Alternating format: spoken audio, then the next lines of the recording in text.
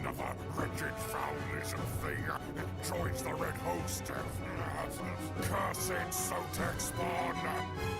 Good morning, lovely people.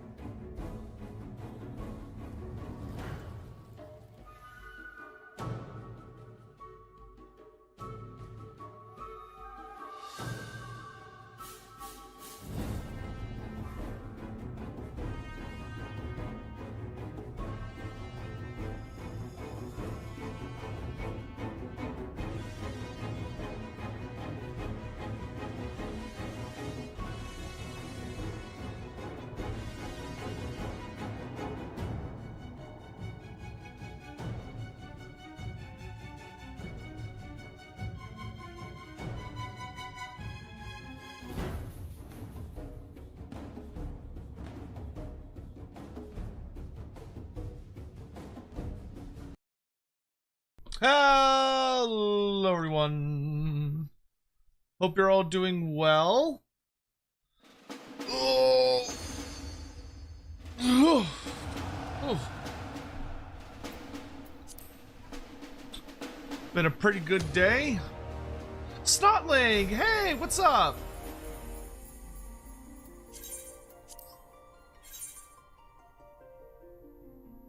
Game still says Elden Ring. Oops.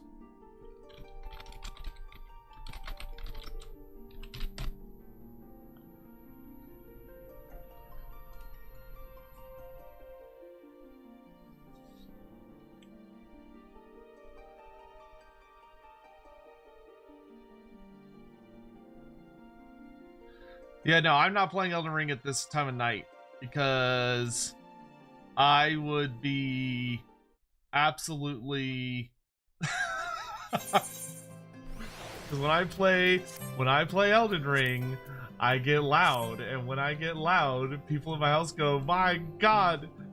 Nobody wants me yelling at bullshit bosses at almost 10 p.m.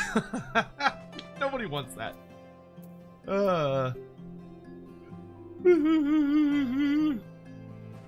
How is everyone? Snotling, do you wanna join me for any dailies? You do? Well, that's great that you do, but you also don't live here.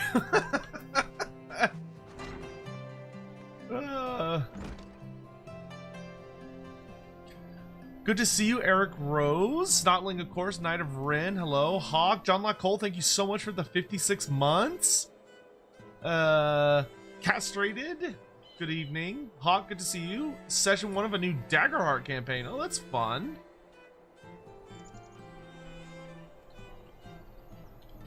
Yeah, if anybody wants to do dailies with me, I'm gonna go ahead and I'm just gonna go ahead and do the this starting quest, because by the time we're done with this, if anybody wants to hop on to do daily stuff, we can. And join me for daily stuff, then we absolutely can. But I'll start with getting this quest out of the way with Jean Quinard.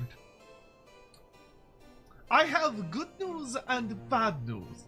The good news is preparations for the symposium on Charlian astrology have been progressing smoothly, as we have expectedly encountered very little resistance from the vault. They have even gone to the trouble of securing us a spacious venue for the event. The bad news is, the spacious venue in question lies in Falcon's Nest.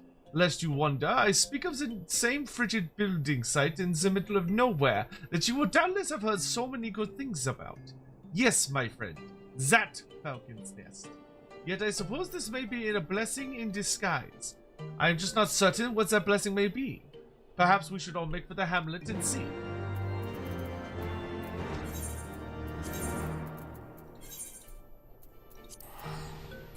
Have I started False Gods yet? Yes, actually. I made it like 2 or 3 chapters in, something like that. Enlighten me, what is Final Fantasy? Like the entire series or just this one? Because that's 2 very different answers.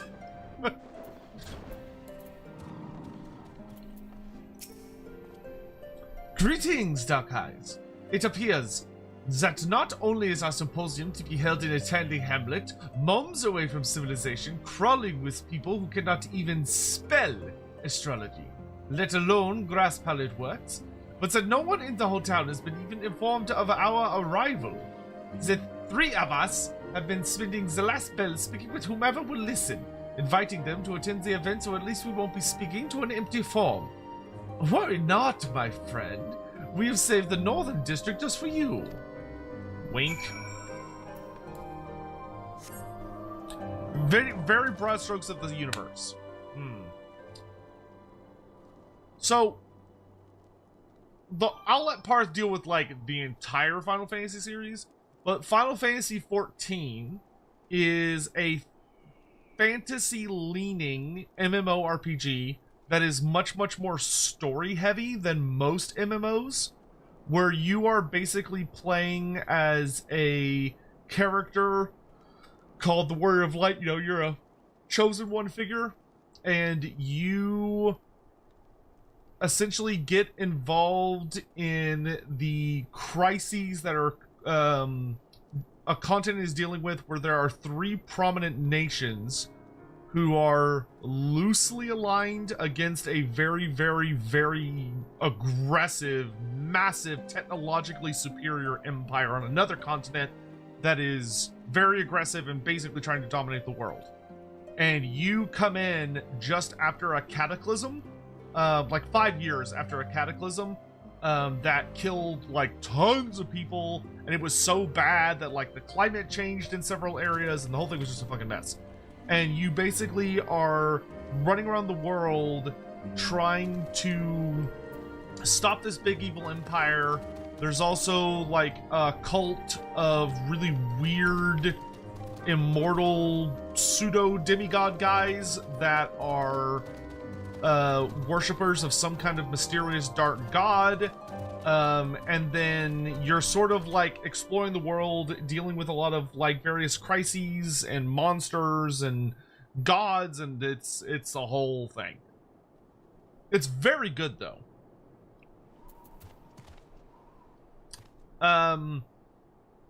When do we expect the official Thankful reveal and the Neferata Vampire Count update showcase? Probably at the end of next month.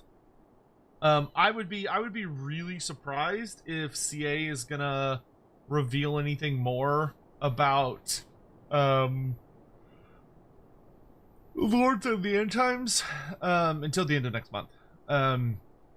Because just because Sega leaked something doesn't mean that, like, their development time suddenly speeds up. Like, everything's still gonna take just as long as it was gonna take in the first place. So I don't think they're really gonna comment on anything for a while.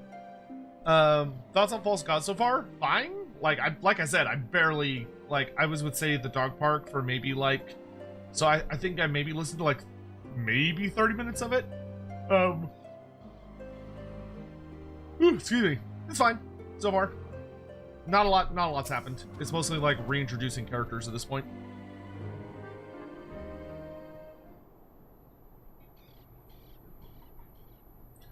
Charlatan astrology, eh? You are a heretic? Because you're talking like one. There's only one kind of astrology in Ishgard, and it ain't the heathen kind. Considering as you're an unbeliever, I suppose the knights might allow you to yap and yammer, but cause too much commotion. You'll be disappeared like that other lad. When was that? Bloody heretics! An outrider! His wounds look deep. Is there a cutter nearby? Did you just call a healer a cutter? Please, I have 5 children. Oh, it wants me to heal him. Okay. What is this sorcery? My cats? They knit themselves. Are you a healer, adventurer? If so, I have another request of you. There were others in my scouting party. We were all wounded. Some of us more gravely than others. I fear that my fellow knights may be in grave danger. Would you seek them out and tend to them as you did me? I will report to Sir Redworld, but I fear by the time he can muster reinforcements, several men will have perished. Okay.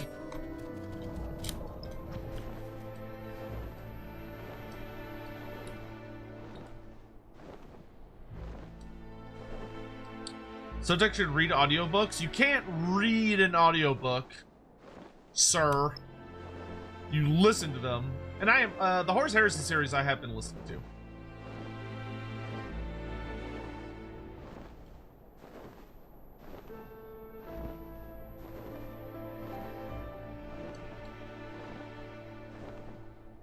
Hey, Istian, how are you?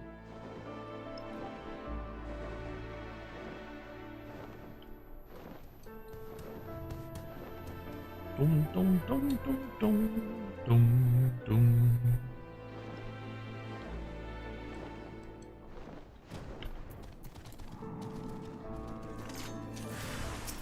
Listening to Marine Centric Works, I'm so sorry. Ah, it's not a bad.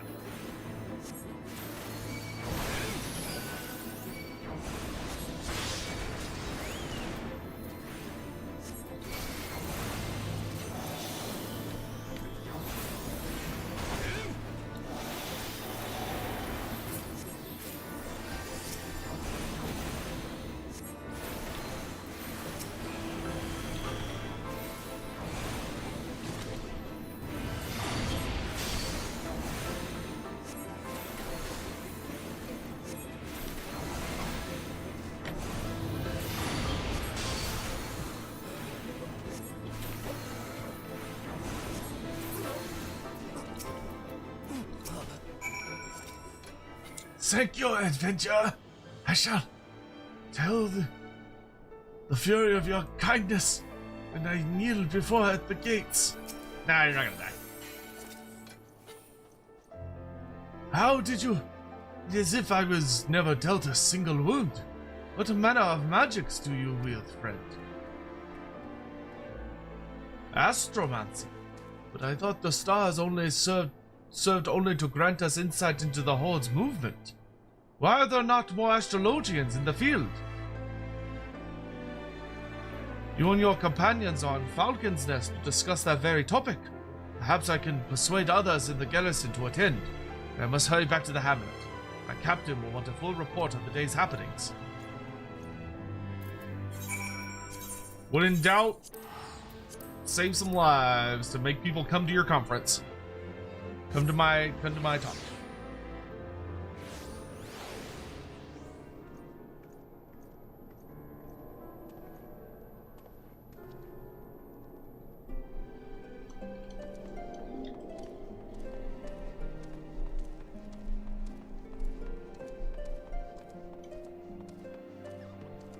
You saw Joe Bonamassa last night. I don't know who that is, but I'm glad you had a good time seeing him. And good to see you, Mr. Pig. Where have you been? When you did not return, we visited the northern gates and found the area astar with night activity. You left the hamlet to aid wounded scouts. You could have been killed, or eaten, or killed then eaten, or eaten then killed. What is this? You say your display of astromancy has impressed the knights into attending our event. This may work to our advantage. If the knights begin clamoring for astrologians to be assigned to their ranks, then the sea may just listen. Let us find the good men and inform them that the symposium is about to commence.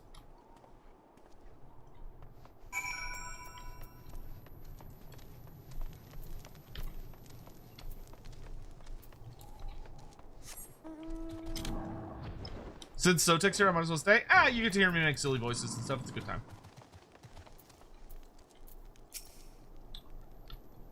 Those hole-frosted balls. Not a single person came. I told you this was a terrible plan. Use the confusion from the Gem-Pack Symposium to approach the target, she says. You'll have her out of the hamlet for her companions even though she's gone, she says. Even a blind babe could have seen that no one would gather for a talk on astrology in the middle of swimming. Hello. Were you about to try and abduct my friend? Ah! The Astrologian who tended to my wounds. As you can see, both me and my fellow knight made swift recoveries. Thanks to your wonderful magics, of course. Reinforcements from the garrison never arrived. Reinforcement... Oh! Yes, I spoke with Sir Red Wolf myself. Perhaps he felt there was no need for reinforcements after I convinced him what an able healer you were. Yes, that is it. That is most certainly the reason, yes. And as much as we would like to attend, the captain has already assigned us to another mission. I apologize to you and your companions. Perhaps we can make the next symposium. Carry on then. Okay, so they were assassins or kidnappers.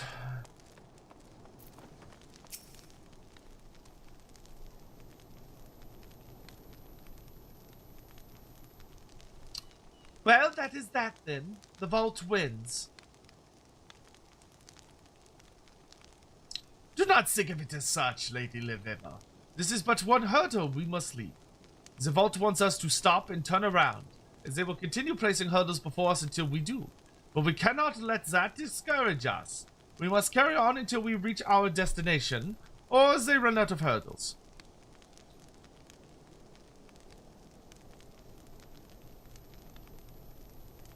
Heh! You cry over hurdles. You know not how lucky you are. Oh, him. Did you come for the symposium? No. I wouldn't let anyone see me at that gathering. I'd be branded a heretic and sent to Witchdrop. Or worse, they'd just slit my throat and toss me out onto the beast. Like as they did that other Astrologian from the old world. The other Astrologian? When was this? When you reach my age, all the summers meld together. My hair still had color, so it must have been at least a score. Mayhap more, mayhap less. Oh, her dad. There was an Astrologian who was... But it was long ago. It could not have been anyone you knew. We cannot dwell on the past. We must needs find a way to interpret the cards we have been dealt, so that they might benefit the present. Our present. No. It could not have been anyone I knew. I never had the chance to.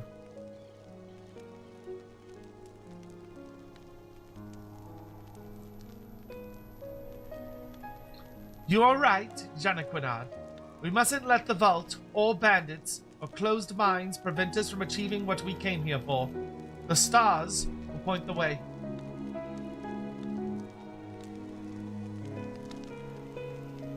And we will help the people of Ishgard see that as well.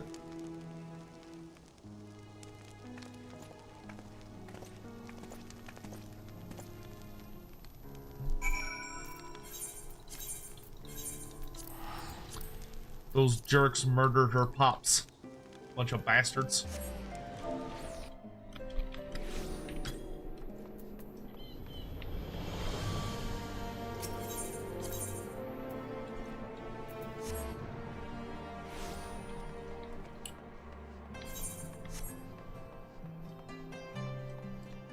It's like someone trying to make it where health insurance covers dentistry as well as all other medical stuff. The dentists, they'll take you out, man. Lady Leveva did not take the old man's recollection of the slain Astrologian well at all. I understand that hearing of a fellow colleague's death might unnerve someone, but you would think she had lost her father. Oh, Jeanne Quinard, what have you done? I will not live down this offense. You see, the Astrologian of whom the old man spoke, just so happens that I knew him well.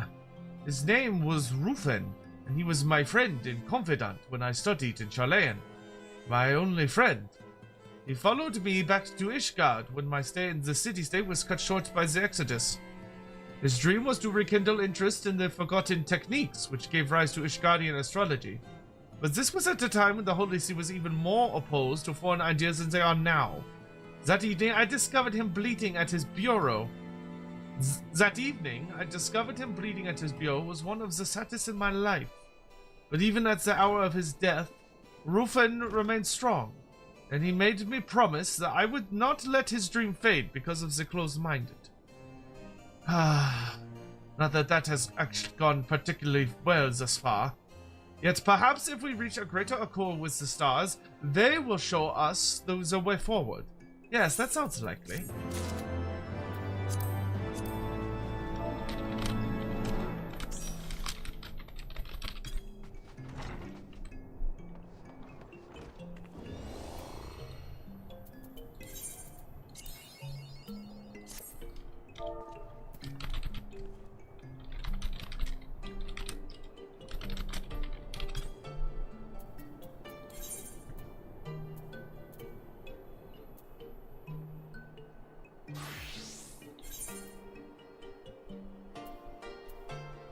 Okay, we're gonna knock out my wondrous trails really fast. So we're just gonna go do a couple of unsynced dungeons, just super duper quick, and then we'll hop into dailies. Oh, and Snotwing and Tinker want to do it.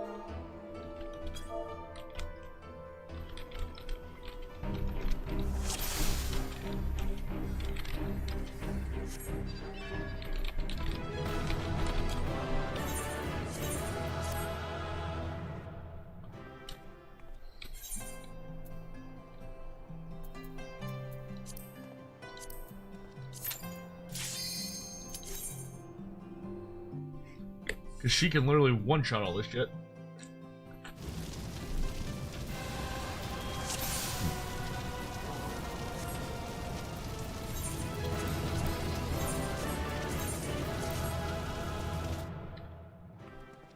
So we got Striking Tree.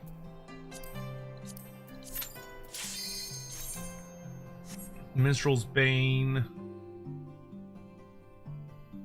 Famous blues rock guitars. Oh, that's awesome. I hope you had a good time then.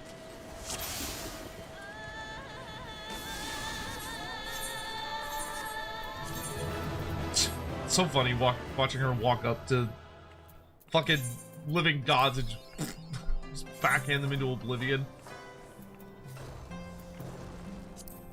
We've got Ultima's Bane.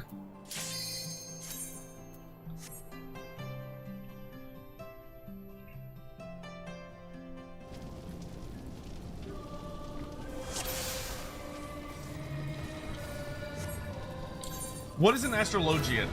They are someone who basically use tarot cards in conjunction with an understanding of astrology and the alignment of the stars and the shape of the heavens to essentially build an understanding of what can be, and they use their magic to influence how fate will react to people. So it'll be yes, it's a job, it's a class, so it's one of the healer classes, and it is the healer class that I am currently leveling. This one's gonna take a second.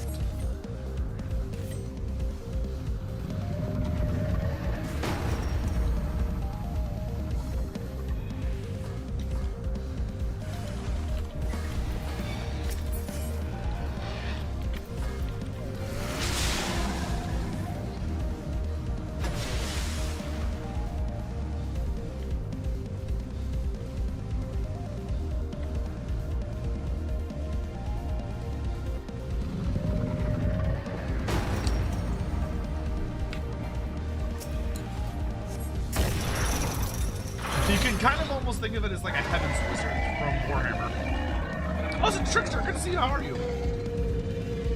Gingy TTV, what up? That work scrolling Final Fantasy 14 stream. How's the day? It's going pretty dang good. We're leveling Astrologian today.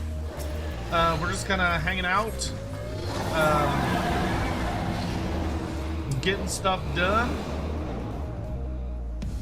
I'm knocking out my wondrous Trails journal real quick because it's almost time for the weekly recycle on that.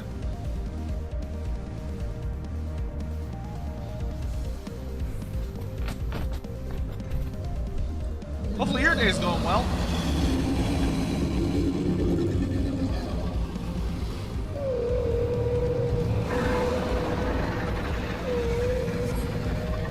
You take so long. How long have you been playing, still dealing with MSQ? Yes, so MSQ wise, I just finished 4.2. So I just finished the second patch after the ending of Stormblood, which was a pretty good time, super fun.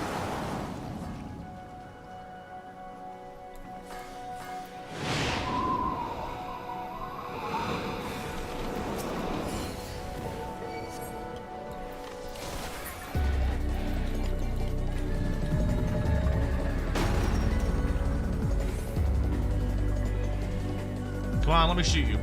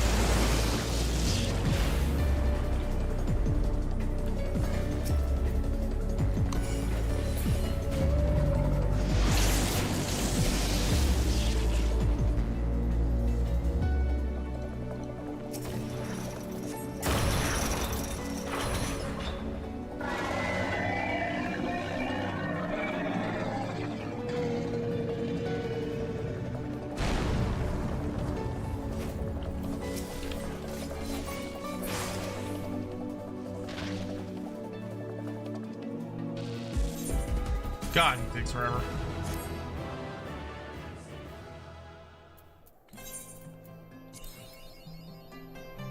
Okay, now we can make the group, and then we'll actually turn 5. Yeah, let's go ahead and get the group together.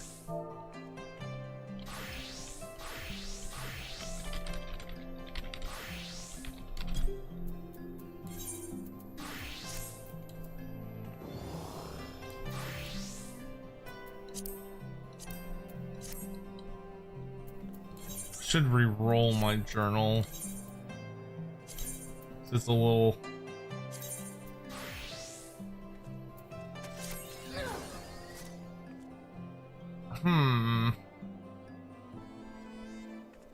Not great.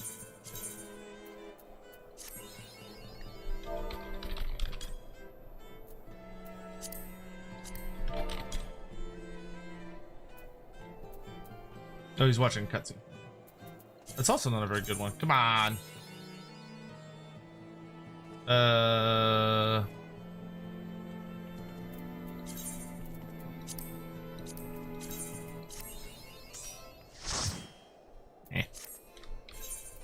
All right. Leveling time, baby.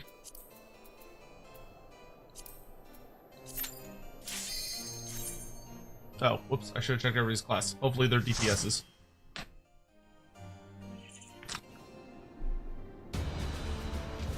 They are good. Oh, I always like this place. Keeper of the Lake's always a good one. Boom, boom, boom, boom, boom.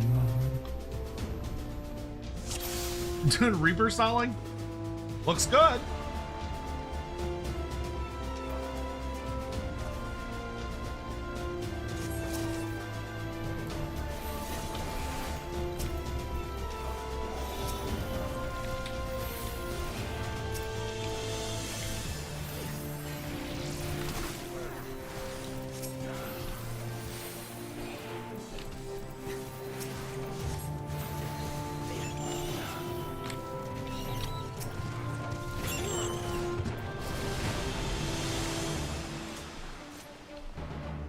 Transferring out of my community college to a university, I'm a little nervous. Ah, you'll do great. Just, you know, whatever good habits that you developed, hopefully, at community college, just keep doing what you already were, you know? If anything, college is just like a traditional college is just going to kind of open up new opportunities.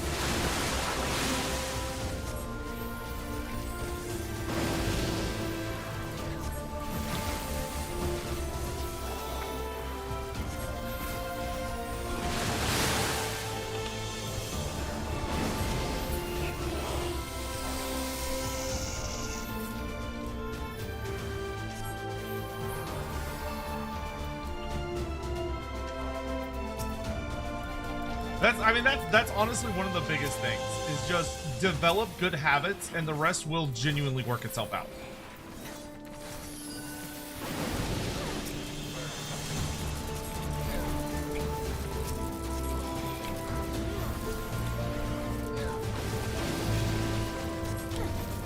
Yeah, don't be like me. I developed bad habits, and it made college really, really, really difficult.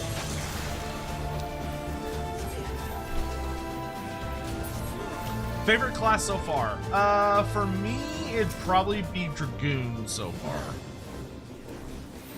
I mean, I've liked a lot of them. Dragoon is my favorite DPS class so far.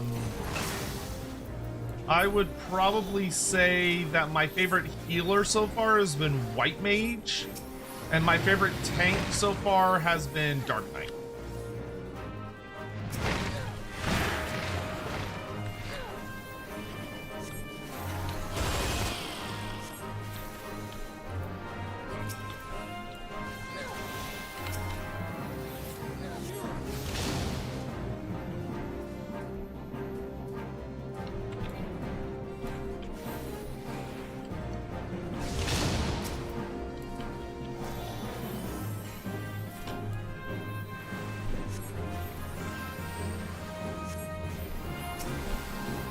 Yeah, Night Rift, have at it, dude. That's the best thing about Final Fantasy nights, man, is that they're super chill. It's really, really easy for me to keep up with the chat and just see what all y'all are chatting about. Look at me using my big words.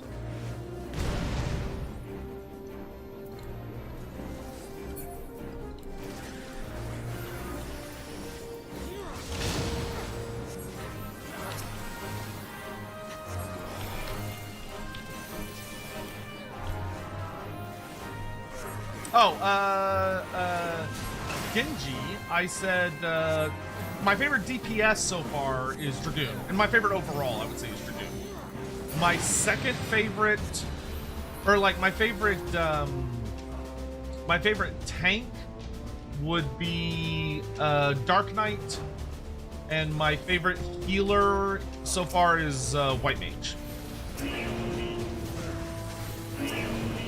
But I've had a good time with the vast majority of jobs.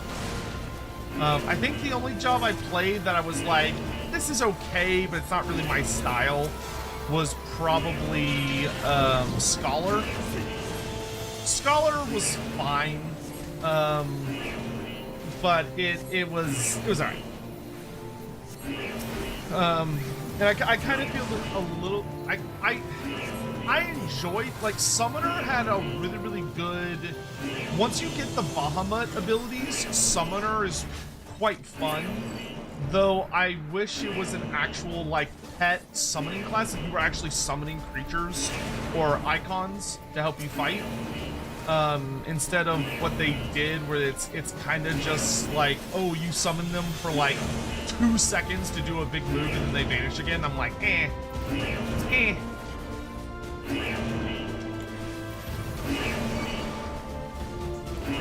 It's alright, I guess.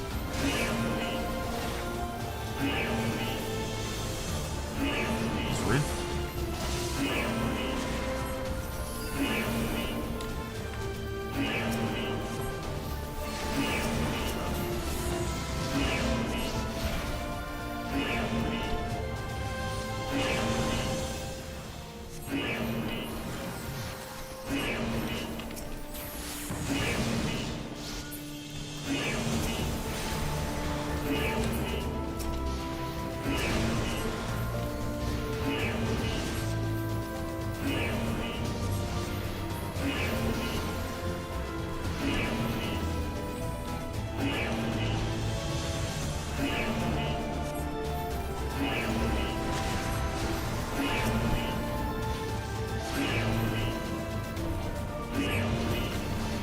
Yeah, this is my first ever Final Fantasy game. I have never played a Final Fantasy game before this one. Like, I have knowledge of Final Fantasy VII just because it was such a major part of, like, the gaming cosmos. You know, it's kind of hard not to know anything about it. But I have very little experience with the Final Fantasy series.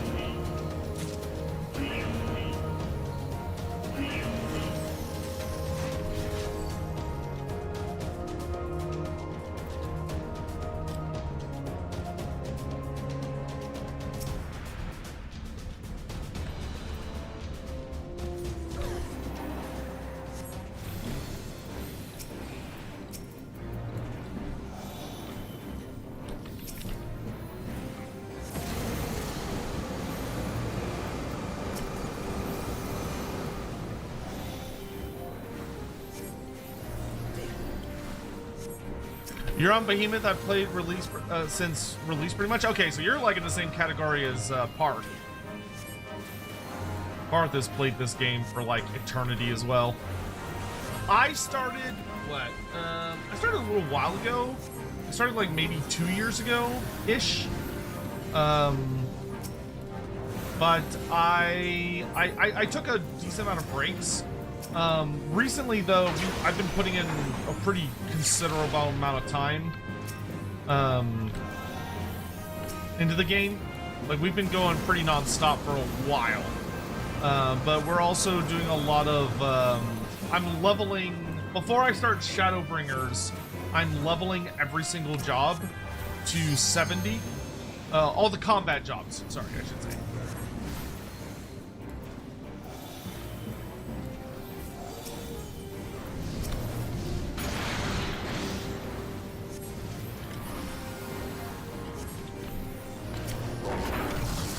On DPS is trying to kill themselves.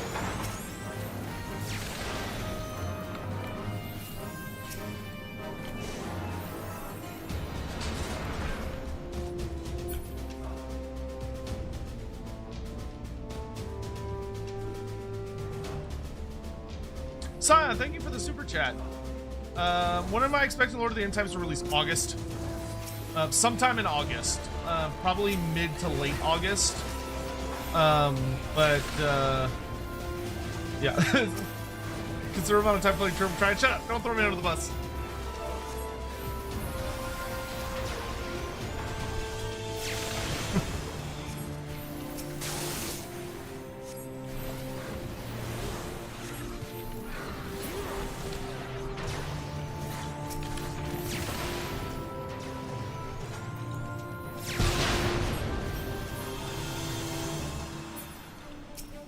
I may have a triple triad addiction, but y'all don't need to fucking shout that to every single person that comes into streams. Mr. Pig, my group's wartime campaign is getting close to an end. Then we're gonna do an intersection before we hop into a border town burning. What is border town burning?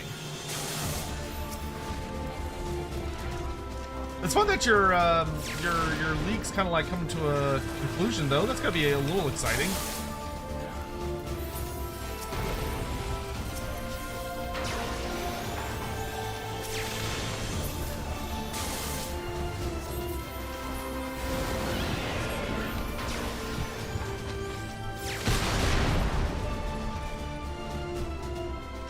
Alright, let's kill us a Midgard Stormer. Best dragon boy.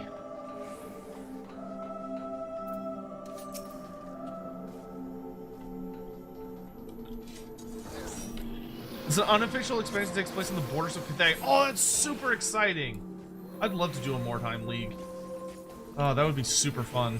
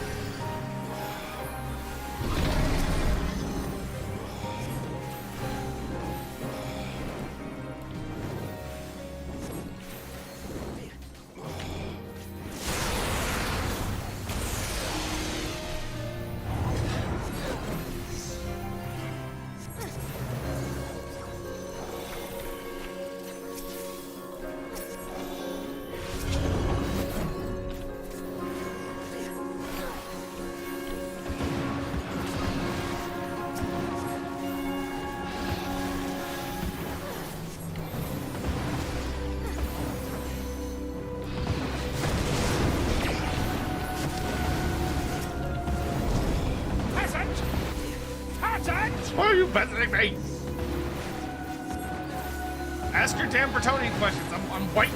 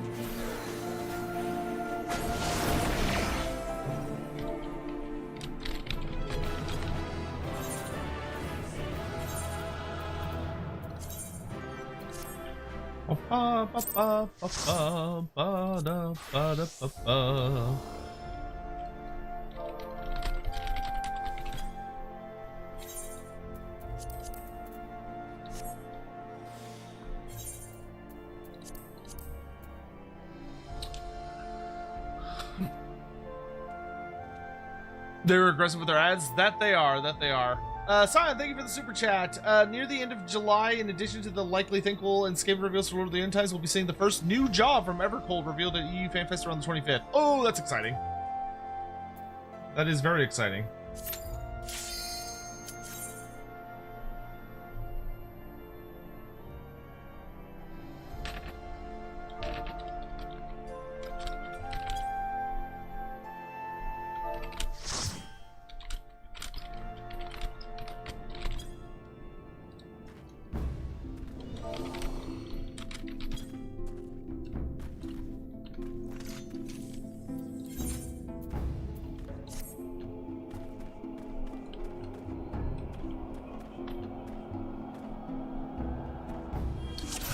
Knight of Ren, thank you very much for the message. Whenever I bring up the idea of Foot Knights in Warhammer Space Lane, official Discord, they're super controversial. Why do you think they're controversial? Should they be a controversial addition? So, okay, so I think it's a little, it's kind of like a couple things combined. The first thing is that there are some people who are like longtime Bretonnia fans, or they are sticklers for like the tabletop game that they played, which more than likely was going to be, if they played Bretonnia, then they probably played their 6th edition version, because that was like your only option unless you're a pretty old Warhammer player. And with that, they are going to be people that don't want things to change, right? They want their Bretonnia. They want the Bretonnia that they remember, that they grew up with.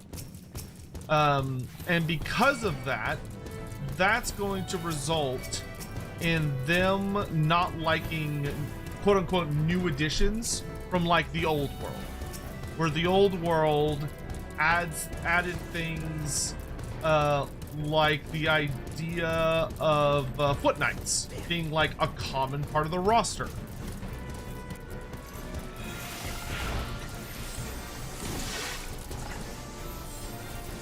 Wish I had like any abilities.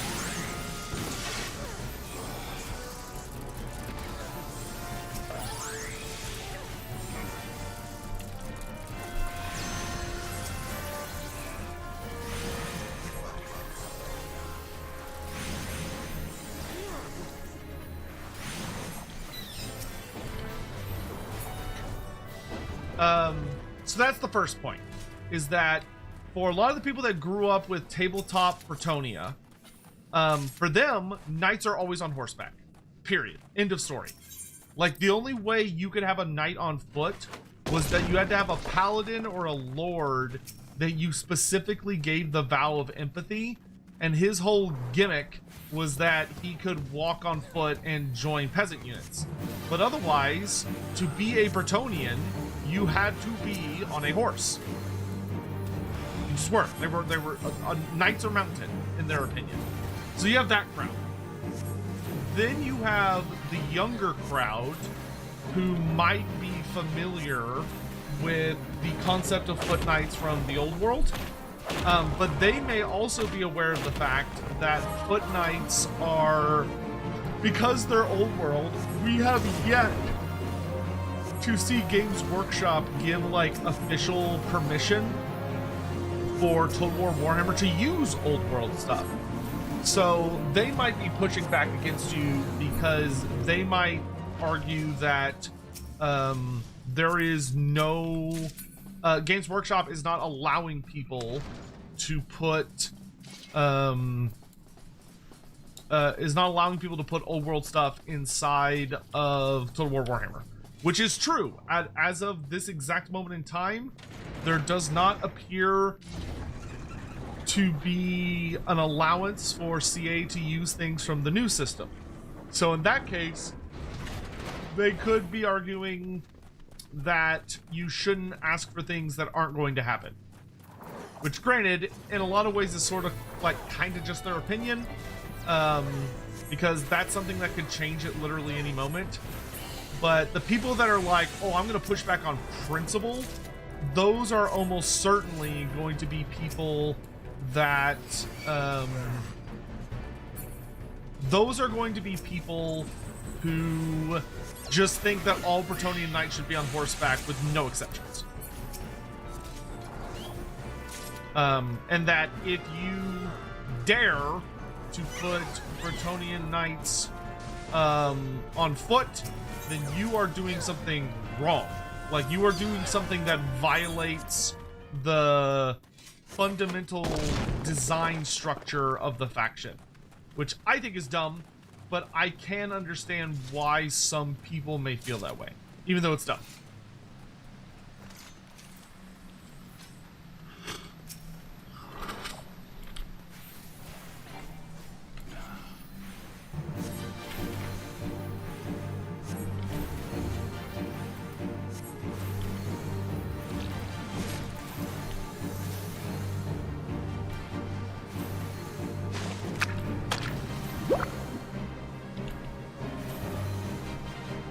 You know, boss is pitiful when I don't even have to heal the tank. Like, I'm going to heal the tank, but I don't have to heal the tank. Boss doesn't deal enough damage for me to heal the tank.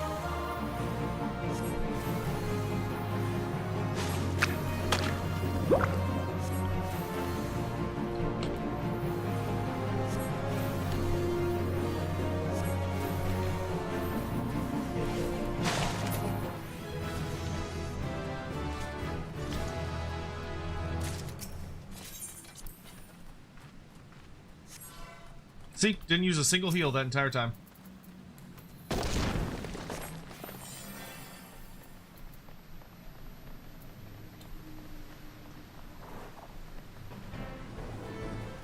I am genuinely very excited to see what the new tank class is going to be. Especially with, like, them kind of embracing the idea that there's going to be noticeable differences. Like, they're going to lean more into differences between what makes a tank versus what makes an off tank. I'm really interested to see what that's going to look like.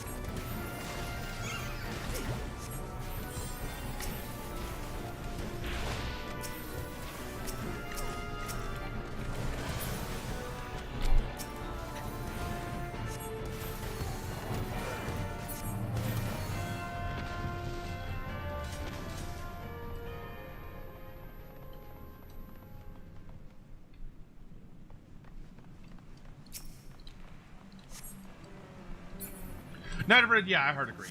Like, I think it's possible for us to get foot knights, because I think that it is not that big of a, like, they're not that unique of a, like, well, actually, to put it very bluntly, they're not a unique concept. Foot knights are not something that the old world invented by any stretch of the imagination. They're just something that sort of, they got a dedicated miniature. But like the concept of like, oh, your knights are gonna run around on foot. Okay, that's not news. That's not, like, who cares? That is very, very easy and casual to do.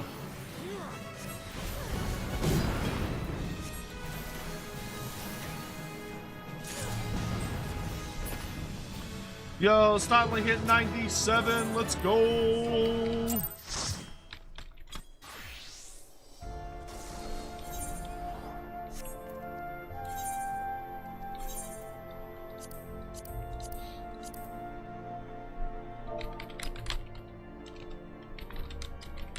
Let's get all the 4-person ones out of the way.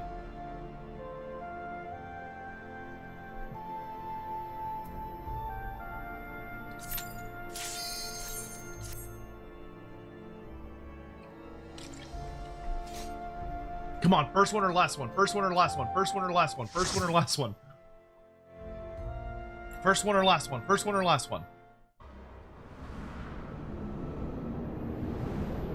Yeah, let's go. First one.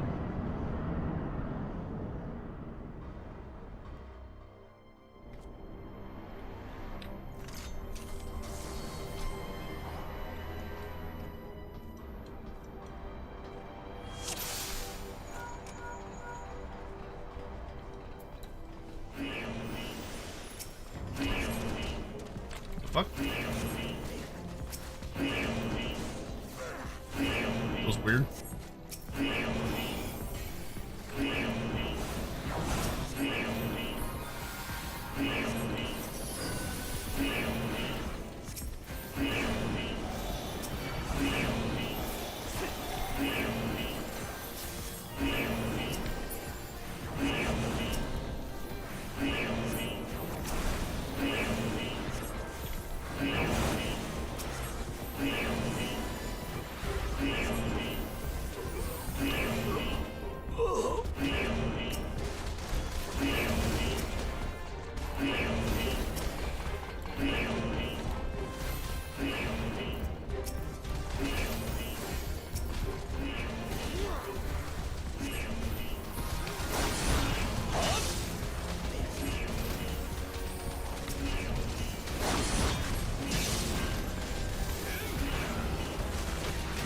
Gravity!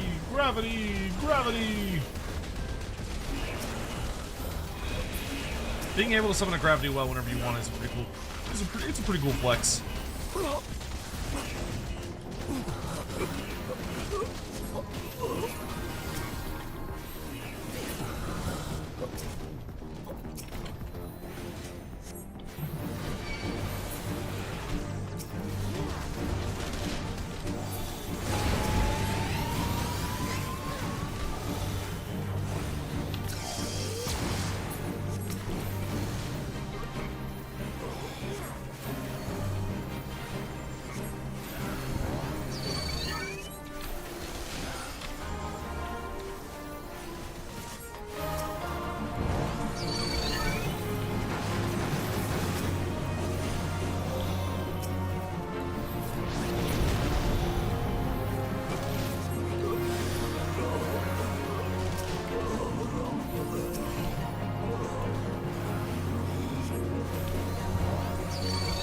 The dubstep ball, drop the beat!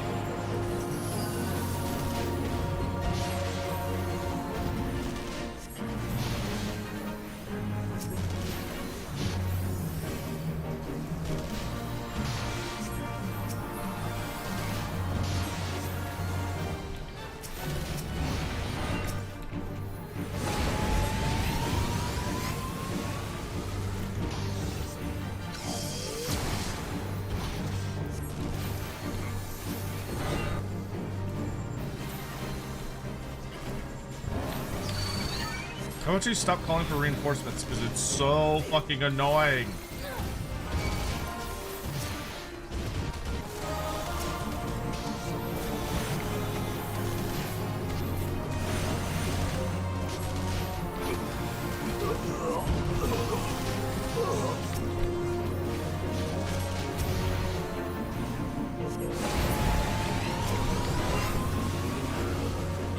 Keeps aiming his cannon at me. That's very rude.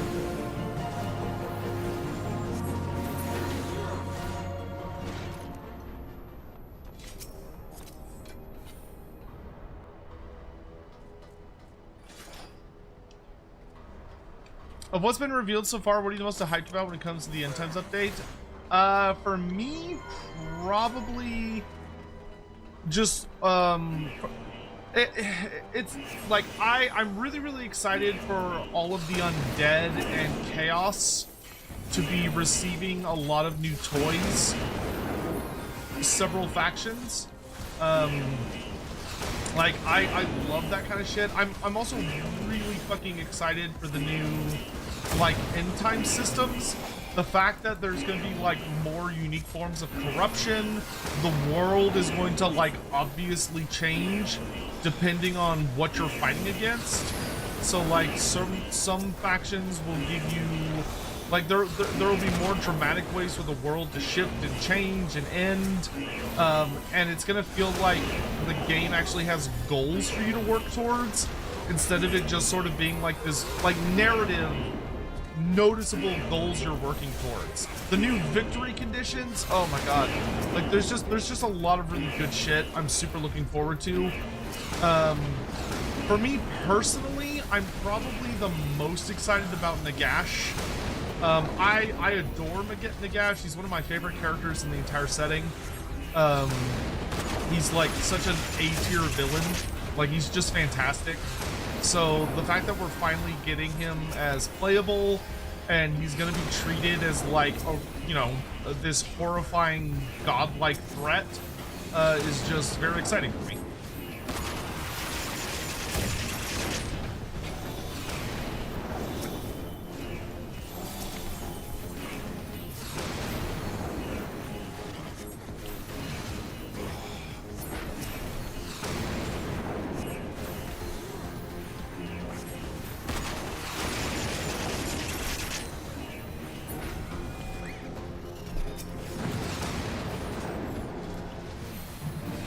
The only thing you're disappointed by is there's not an order-themed in-game. I think there will be at some point, but it's a little awkward to be like, how can we tell a story about a faction potentially ending, like, becoming like a global threat, while still feeling like we're talking about the faction like appropriately, like the faction's being treated with like the reverence and the quality storytelling that it deserves. It just makes it a lot harder, because at the end of the day, like, if the Order factions are doing really, really well, then their goal is to kind of maintain the status quo, right? It's to kind of like just hold the world together. I think, honestly, the easiest way you could make kind of an Order in-game would sort of be just to make it where, like, the AI is much more likely for the forces of Order to, like, naturally evolve into an Order tide, but it wouldn't be like a dedicated endgame, you know? Like, the Empire is not going to be, like, making it where terrain cannot be occupied by anyone but them, because there's no way for them to do that makes any sense, like it does for, like, Chaos or the Undead. You know, it's not, the Empire's not going to be doing, like, there are things that could be done, right? Like, Bretonia maybe could have, like, an errantry crusade thing, where, like, they'll declare an errantry crusade, like, against the player. But even then, that doesn't really feel like a world-threatening event. It feels more like a, yeah, it feels almost more like a inconvenience. Or like a very pointed, directed attack. As opposed to, we're gonna fuck up everybody. That being said, there are factions I think they could explore. Like, I think there's definitely a way you can make, like, the Lizardmen into, like, a big bad for everybody. By just, like, exploring, like, oh, the Great Plan demands the extermination of everyone. Or they might be willing to play around with, like, well, how can we, like, really make people go crazy? And it's just one of those things that I think, well, also, I think we need to kind of see how these end time events land. So, like, we need to wait and see, like, are these events fun? Do people like the end time events? Are they, like, fun to play? People really love them?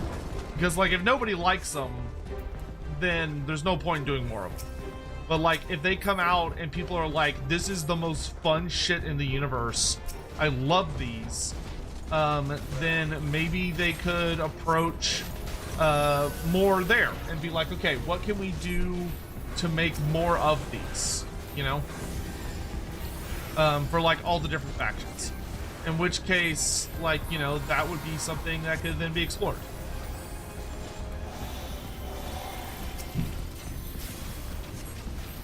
But I do think that's one of those things that they should probably wait to see how people respond to it.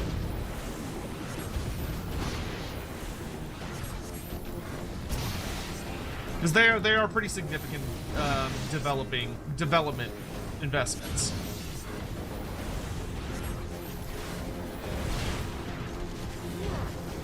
Well, no, Mr. Pig, I think you could do a thing. Like, if you're gonna do an in-game crisis, it needs to feel like this is the end.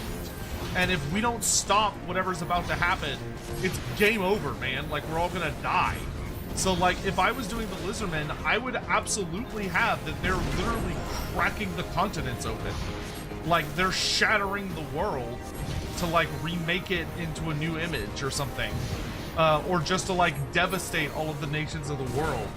So, like, doing a whole thing where, like, the Lizardmen are casting these big rituals and you have to go interrupt the geomantic web. Like, you have to go assault, like, the main load points in the geomantic web and stop the Slann from casting their rituals. Because if they successfully, like, cast a ritual, it'll just, like, wipe out, like, a staggering amount of territory and permanently destroy it. Unless you beat the end game, right? Like, just, could you imagine how cool it would be if, like, you just, like, see, like, a little art piece of Mazdamundi, like, unleashing a super spell, and, like, the World's Edge Mountains just erupts and it destroys just everything along it? Like, that would be really terrifying and really cool. Or, you know, like, the Slann, like, calling down meteors to crash into the world. You know, having... There are things that could be done. There are things that could be done.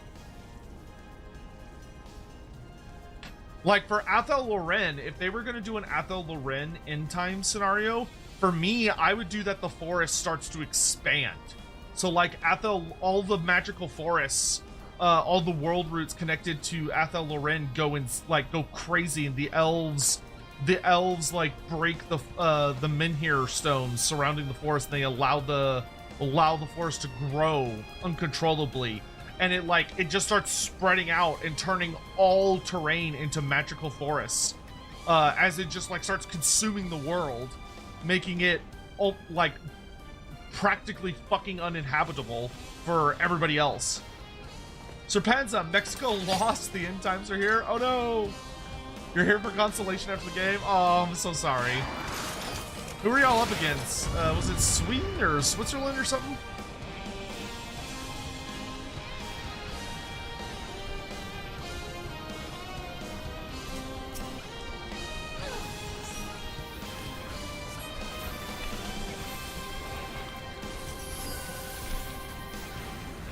You're like, I'm sure I could come up with like an Empire or Bretonia end time scenario.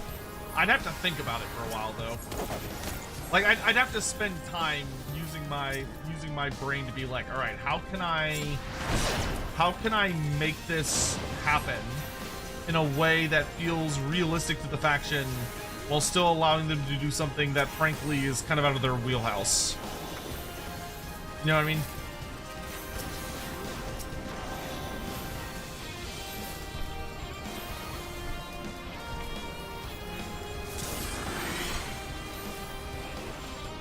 England won against Mexico?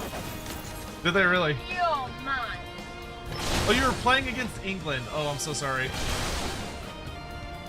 Now you know the Brits are never gonna shut up about it.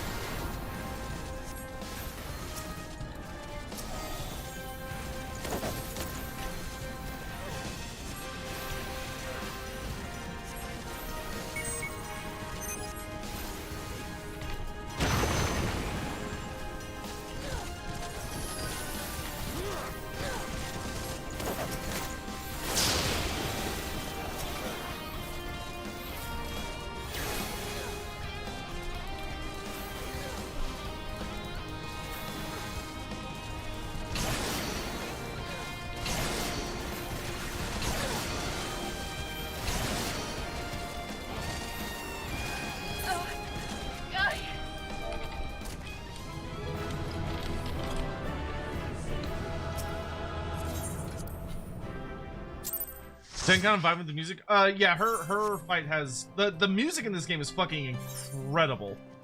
A lot of the bosses have really fun music.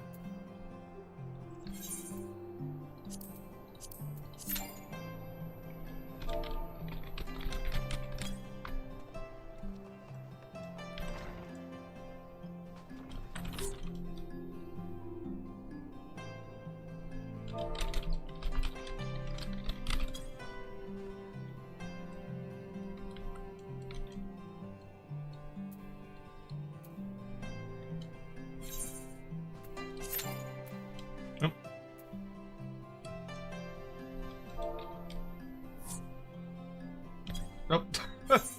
Nobody wants to do front lines.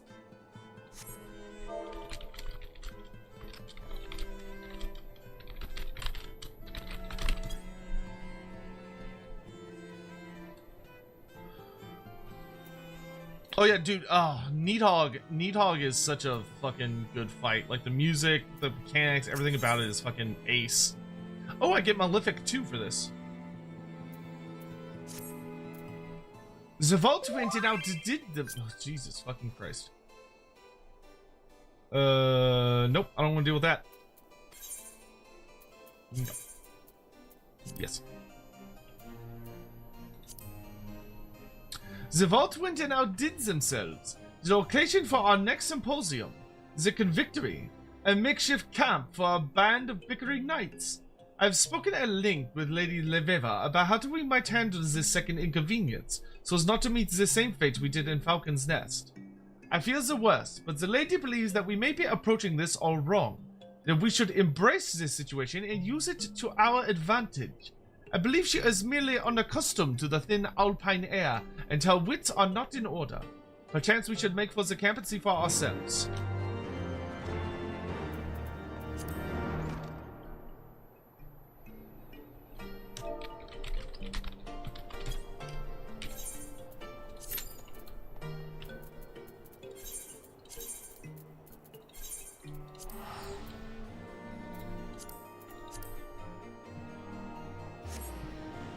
Simon, thank you for the super chat. I feel like we have to get SR... Oh, Southern Realms / Dogs of War after Lords of the End Times. Eventually, the last army book race left at the moment, barring a reveal of end. Yeah, I agree. If I were CA, which I'm not, but if I were, I would want to follow up the End Times with one more mini pack. So the newly dubbed character packs. So I would want to do a character pack. And then next year, I would either want the first or second.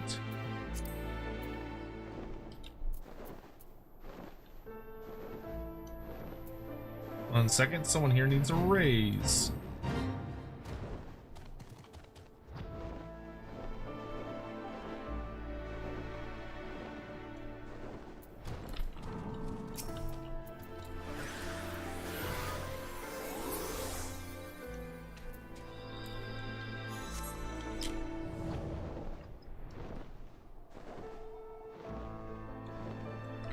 I'm a nice person.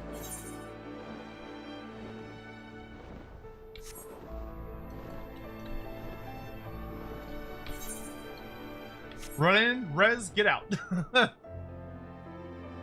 But I would probably want like the first big DLC of 2027 to be of like Southern Realms. That way you get like a nice 3 DLCs out this year, including the biggest DLC ever made for any Total War. And then in the summer, you probably like looking... I'm thinking next summer is when they're going to release Total War Warhammer 40,000. And then we'll probably see a Total War Warhammer 40,000 DLC pretty quickly after the game comes out. That'll either be their first, like, Lord, whatever the fuck their equivalent of a Lord pack is, or it'll be their first faction pack, which likely would be the Chaos, just Chaos, or Chaos Space Marines, one of the two. And then from there, you'd probably see another DLC for Total War Warhammer. Is kind of what I'm thinking.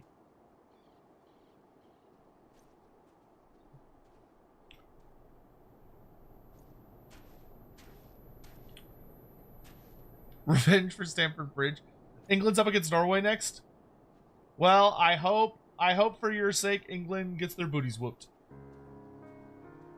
The World Cup. My family's actually watching it now. I personally could not care less about it, but I'm kind of surprised my family's been watching it. But they've been saying it's a really good time. I don't find soccer particularly entertaining.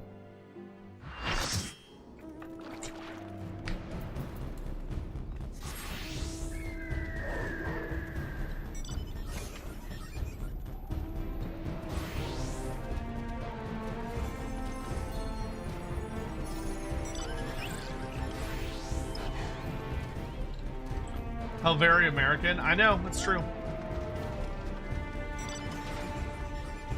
I'm in one of the host cities. I am very, very close to a host city because Dallas has been hosting. Luckily, I'm far enough away that I don't have to actually deal with it. Oh, right. I haven't actually figured out how to play this one yet. So I should play a different job.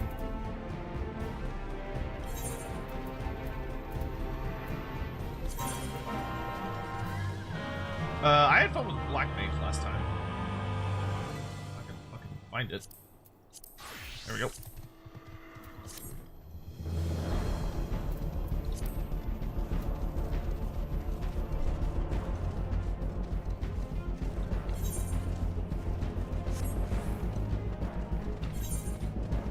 Red's gonna come this way.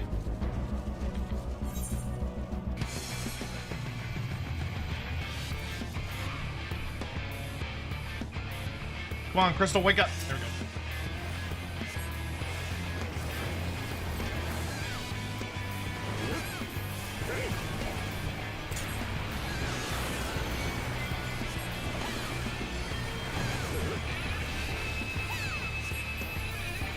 Our team's just gotta hold them off as long as they can. I'm just gonna spam fireballs.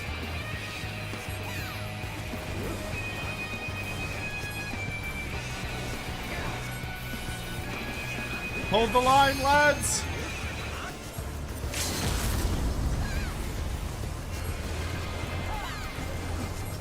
Limit break!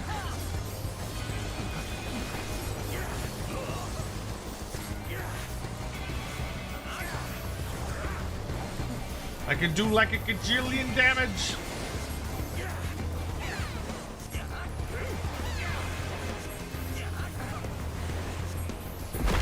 There we go. Good job, team. They held the line. When will I continue my Elden Ring adventure? Probably tomorrow.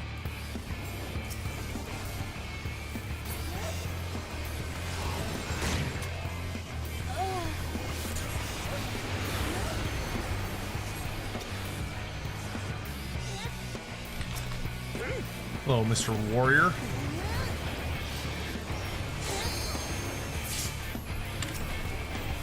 Oh, I love when I can hide in the middle of my allies and just cast fireballs.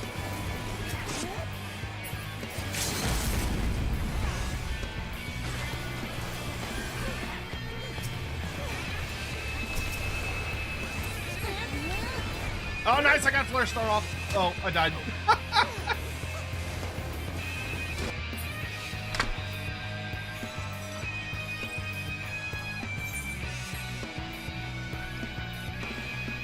Ride, Pegasus!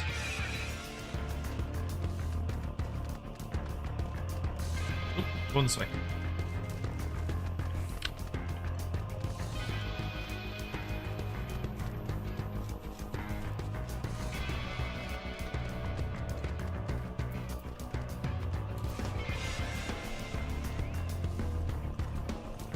Come on, wake up for me, baby.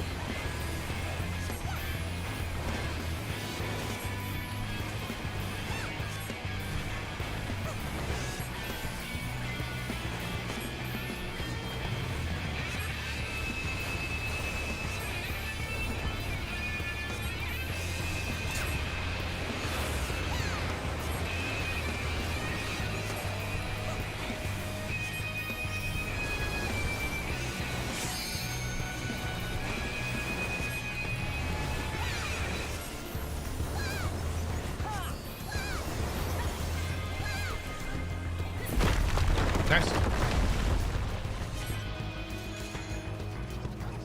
Doing, doing, doing, doing, doing, doing, doing. Almantis, hi! How are you doing, boss man?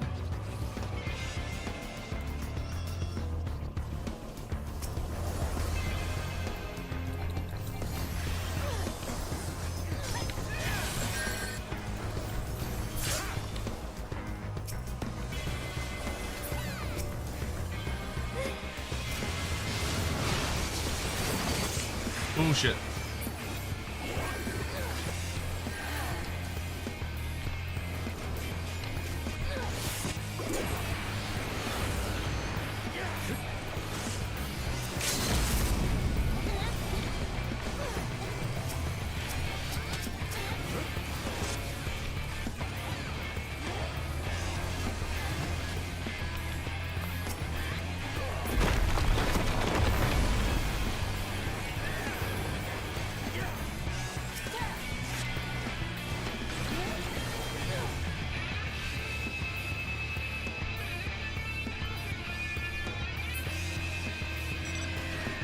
No point in staying in that mess.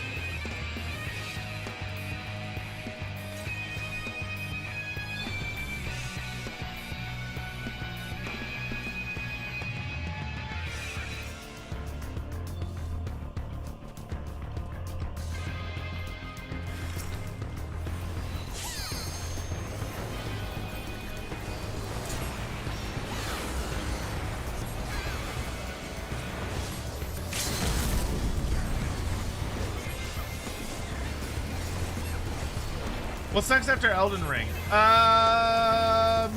We'll probably do another vote. But I won't want to do another action game right away. Yeah, we might do Troy. Troy might be not a bad idea.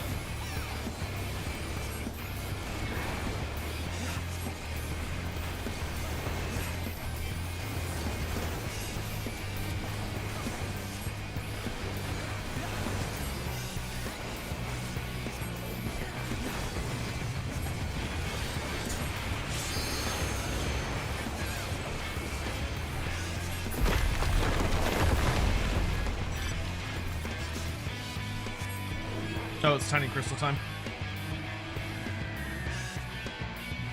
Do a short game of Baldur's Gate 3? Oh yeah, super short. Barely an inconvenience.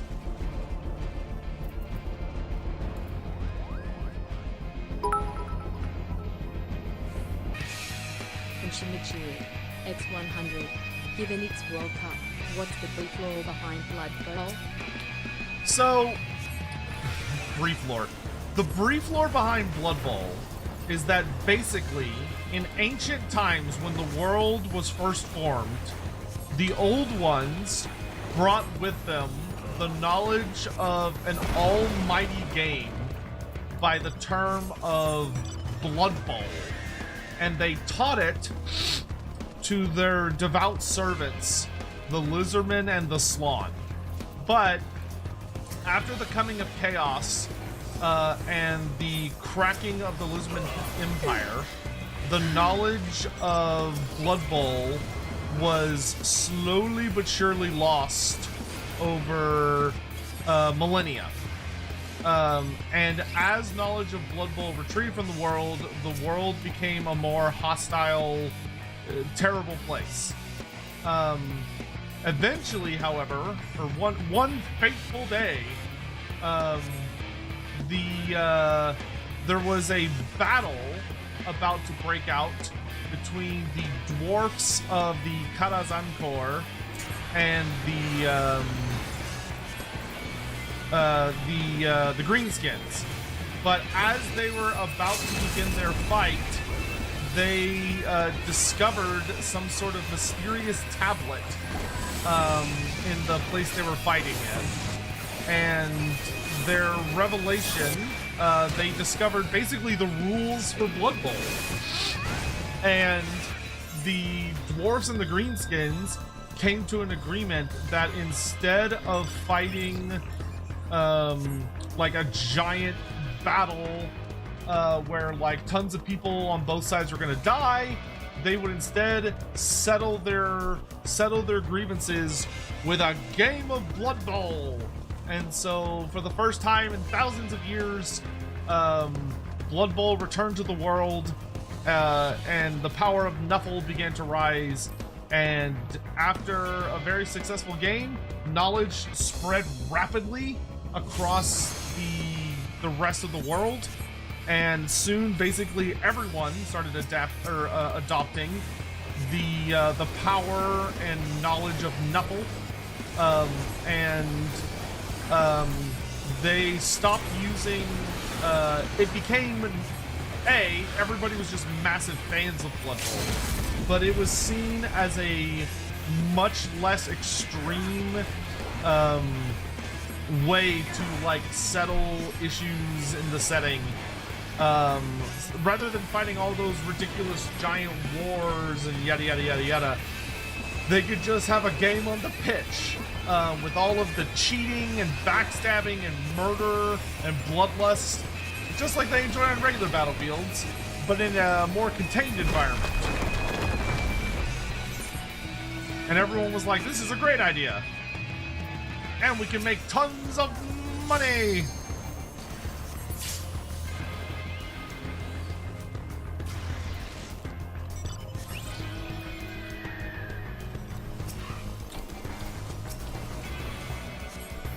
Like, is it obviously a joke? Yes. But can you absolutely see the world doing that kind of shit? Also, yes.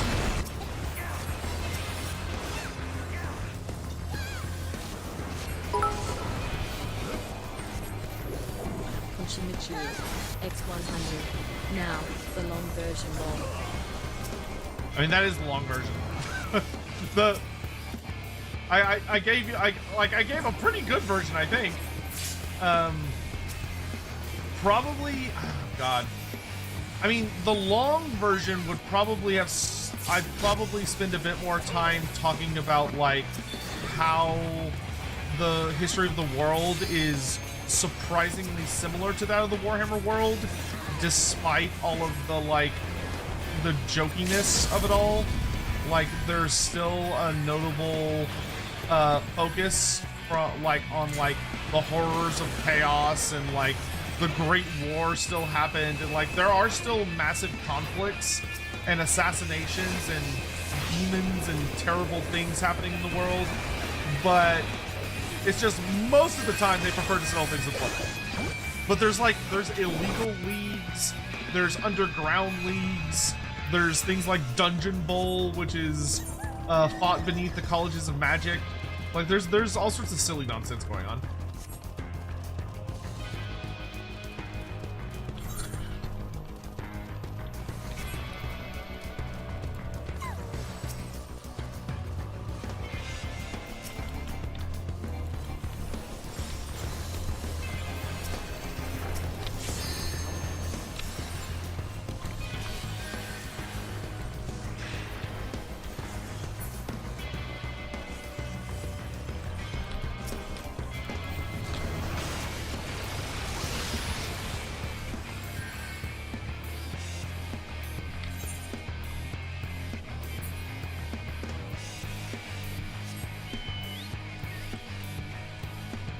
The black chocobo.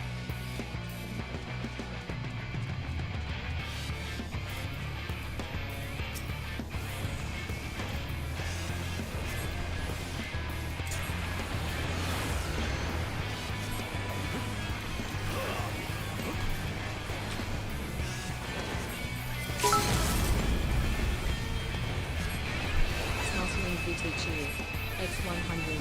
Tell me Arcane's law and that of his dragon. Wrong answers only. Wrong answers only? So Archaon, a lot of people don't know this, but Archaon actually originally was a guy that worked at an AMC theater studio, and over in the Dallas-Fort Worth area of Texas. And the truth behind his fall to chaos actually has nothing to do with, like, prophecy or understanding the truth of chaos or any other stuff. It was basically that he just got so fucking tired of how shitty people are at the movie theater. Like, he just couldn't take it anymore. The amount of people that were just absolutely fucking disgusting pigs at the movies. Like, they wouldn't clean up after themselves. They allowed their kids to just be super shitty, ill-behaved brats. Like, people would come and complain to him about, like, the prices of things, even though he was literally just an employee and he had zero control over that whatsoever. But, you know, so all of that kind of, like, built up over time. And that's actually what caused him to fall to chaos. And Dorger is actually just a rescue. He's, you know, it's a high energy breed. Why am I not surprised? But you know, somebody's got to take care of it. It's kind of fucked up just to put it down. For, you know, it's not its fault that it ended up with the genetics of being like a three-headed monstrous creature that wants to devour all of reality. Like, you know, it's not really his fault. He's just doing the best he can with what he has. You know what I mean? Arcanon's a Texan, why am I not surprised? Yeah. A lot of people get thrown off by the whole, like, he doesn't have a gun thing. But I don't know, you know, he's trying to be like at least a little original. He's trying not to stereotype. Which would, you know, it's difficult.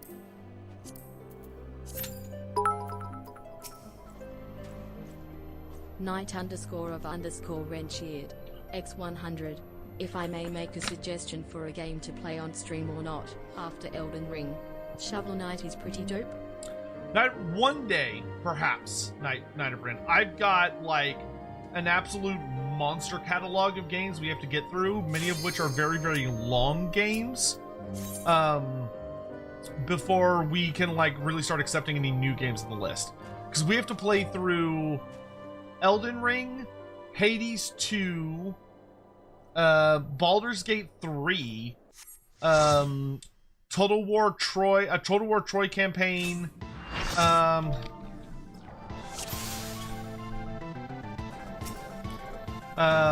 just the whole shebang. There's a lot to be done, and it's gonna take a hot bit, you know. It's not one of those things that can just casually happen. It's I'm forgetting a game too.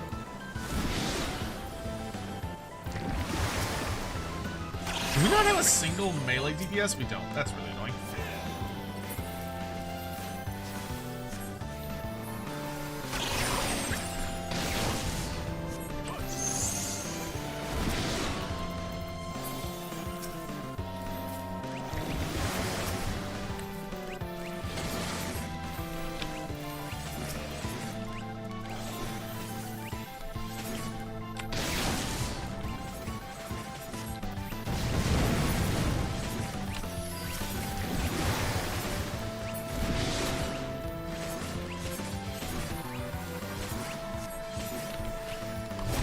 I'm gonna be busy, I can already tell.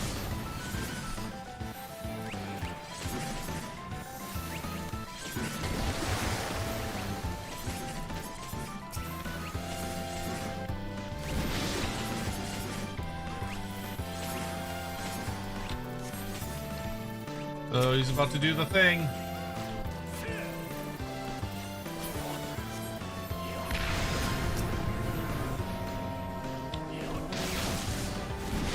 I fucking hate Typhoon, dude. He sucks so much.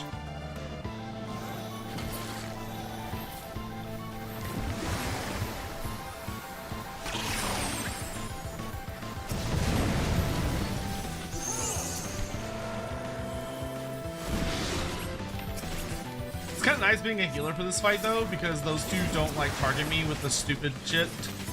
At least they don't seem to have a high chance of targeting me with it, which is kind of nice. Oh, is Typhon untargetable? Yeah, he is.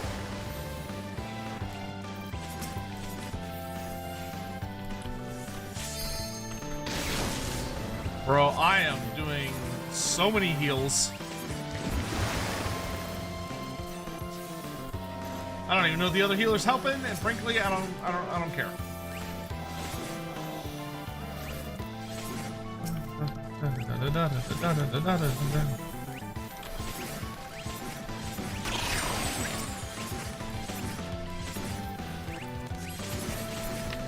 Go fuck yourself, Typhon, you suck!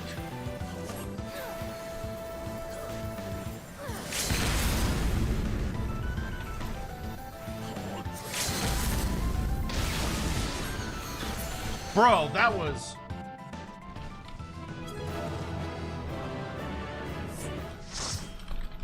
Bro, that was like probably one of the best groups I have ever run that boss with. Like, that was buttery smooth. I got so many player commendations. That was incredibly smooth. Holy moly. God, I wish it was normally that smooth. Normally that fight is like horrible. That was like, oh. Oh.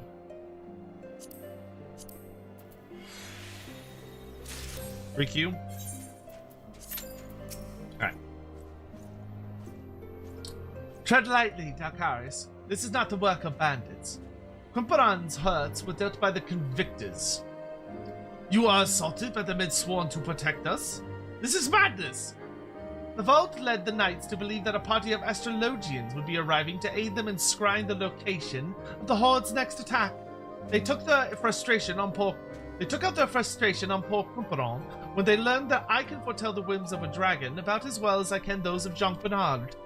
But no, we must not let this discourage us. If words have no weight with these men, then let our magics do the speaking.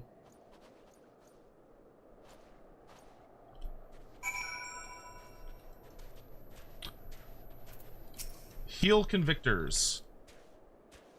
Give me a swift death. That's all I ask. But you're an Astrologian. You can't heal people. That's not what Astrologians do. It is now, son.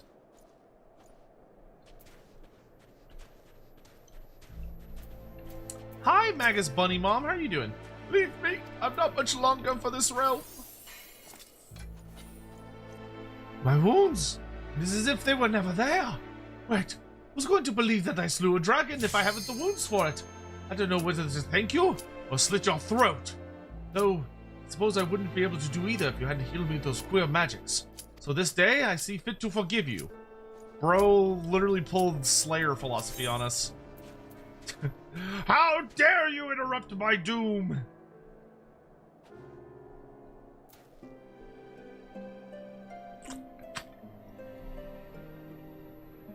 Mr. Pig, have a lovely night. Thanks so much for coming to watch. I appreciate you spending the time to hang out with me.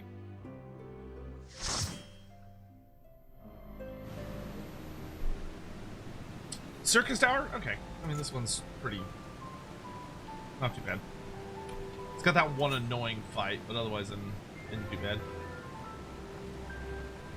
But this is our last normal daily. Then we just have to knock out a couple of wondrous tails. Literally just do like... we could do Binding Coil, Bahamut turn 5. And then we could do like Fist of the Father and we'll be good. Speaking of, I decided to skip ahead a bit, got to Kinslayer. Why would you skip to Kinslayer? Skipping to Kinslayer? What the fuck? That's like someone saying, oh, I decided to skip A New Hope and Return of the Jedi and just watch, or The Empire Strikes Back and just immediately watched Return of the Jedi. Like, why? Why would you do that? You wanted to read Throg? You should have picked up the roleplay supplement then. It's got plenty of good Throg in it.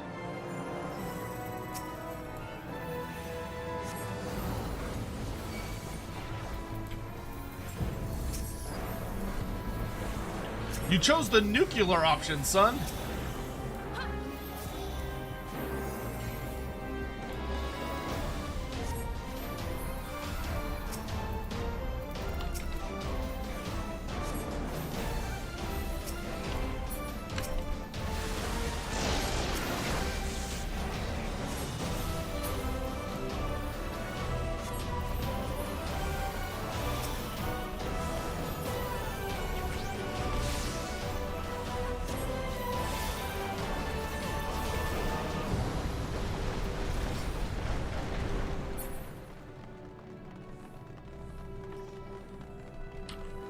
Watch episode 9? Why? I don't want to.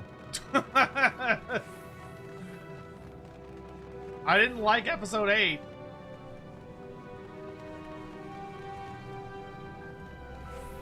Except Serpent Queen that didn't have an audiobook. Hopefully you'll get one. It's one of the best Go Trick and Felix stories. Like, I put it in the top 10. It's pretty good.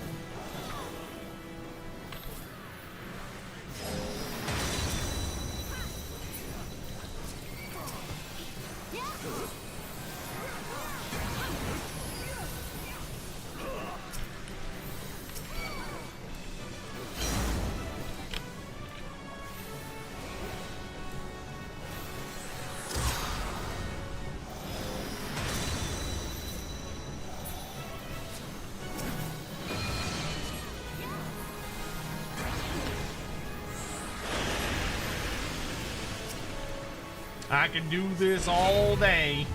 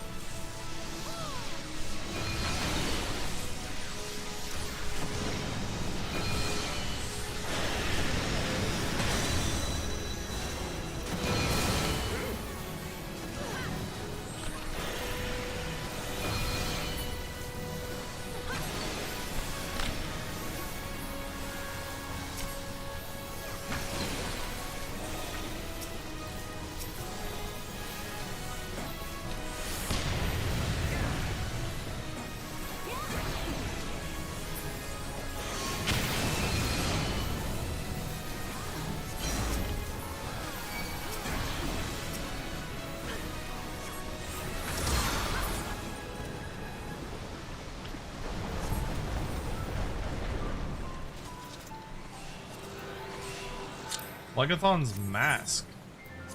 Neat. Hey, Galactic Kraken, how you doing tonight? What's the #1 Gotrek and Felix book? I would have to say Demon Slayer. Demon Slayer is probably like the absolute peak of like the entire Gotrek and Felix series. It's very hard to top. My personal favorite is probably Zombie Slayer, but that's because I really just I love the fight. I love when a bunch of named characters throw down.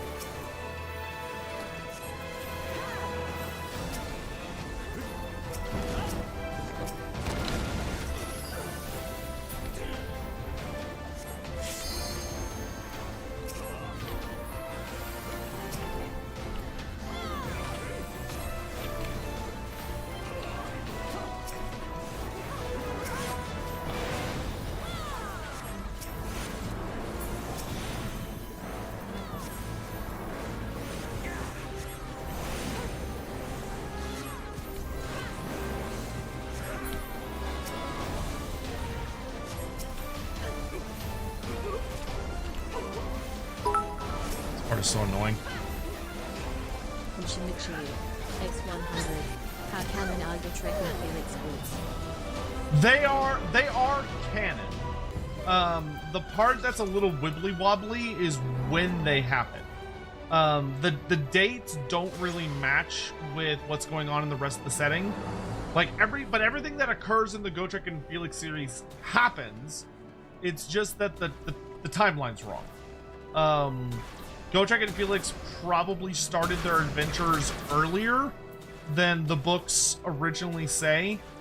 And they also probably, like the whole, like, oh, they wandered the world for 20 years? That's very unlikely. It's more likely they wandered the world for maybe like 5 years.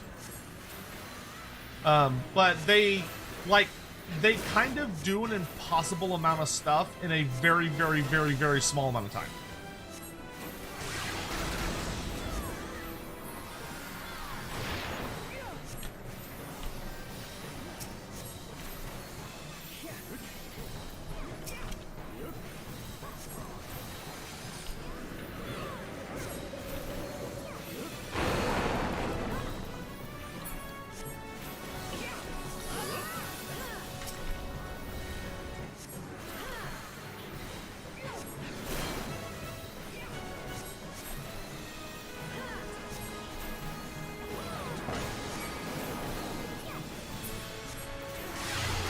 Don't listen to Pancreas talk about Bretonia.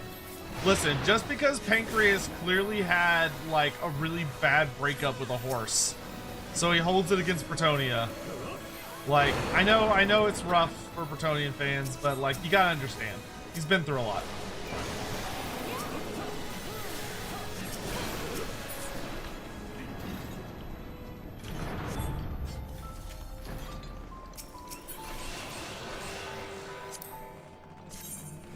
He was just never the same.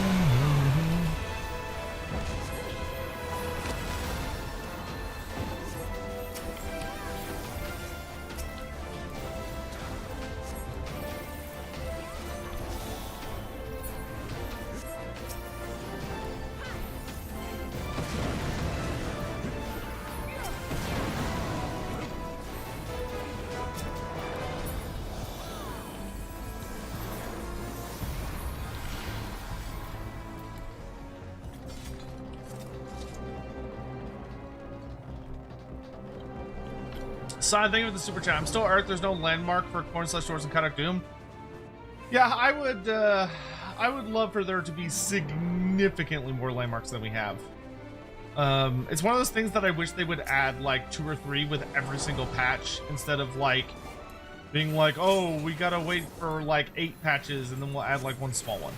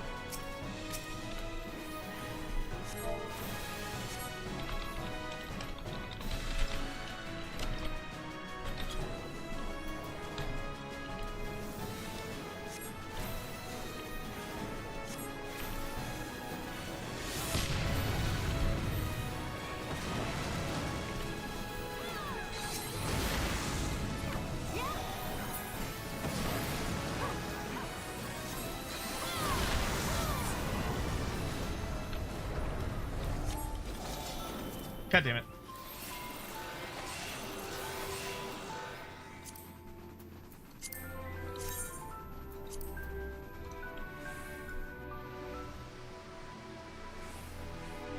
I'd like us to reach 100 minimum unique locations. Oh, unusual locations. Yeah, more unusual locations would also be very nice.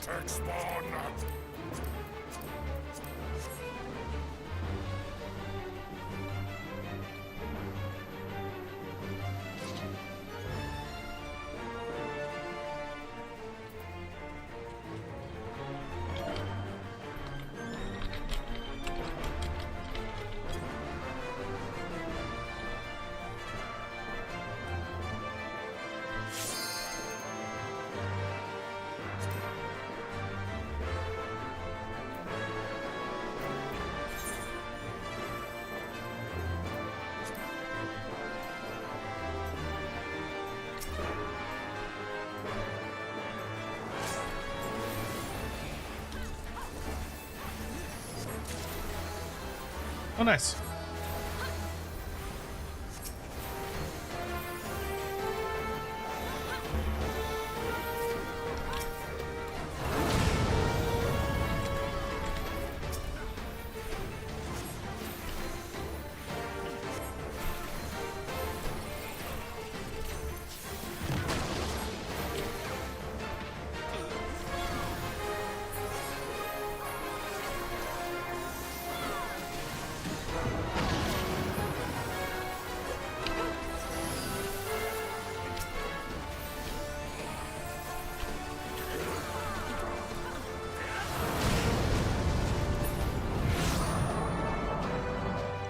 Bro, me and this scholar, like, no one takes damage for more than, like, a fraction of a second. Me and this scholar are, like, so overwhelmingly just, like, like, no one takes damage. It's great. The wombo combo of super shields and super heals. What's not to love?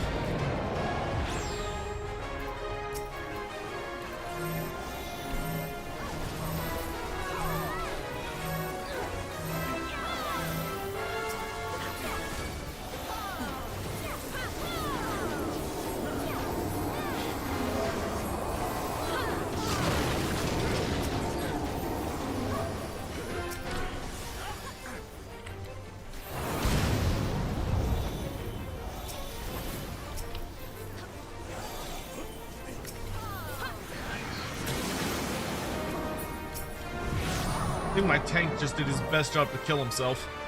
He failed, but he tried.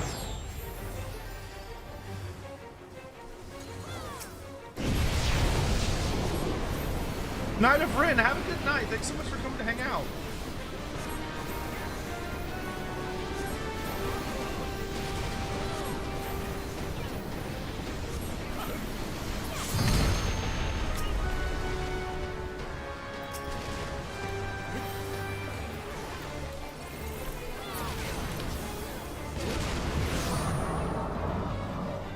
Alright, time to end this shit.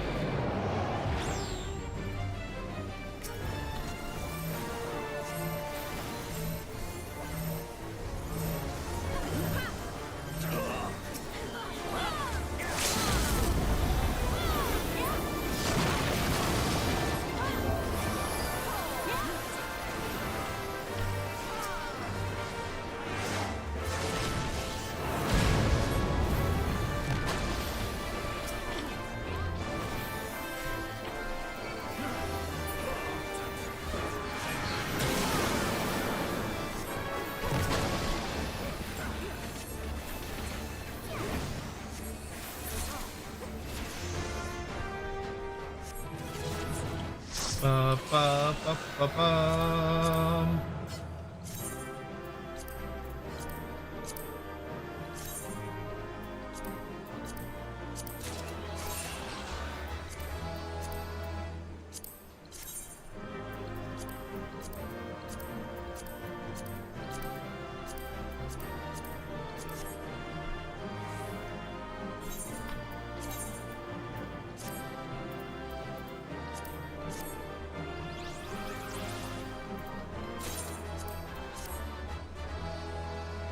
Nice! I got Sila's Robe of Healing.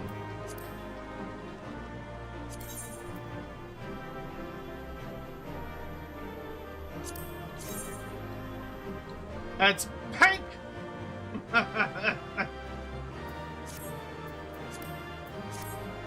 Anything else I'm waiting for? No, okay, I'm good.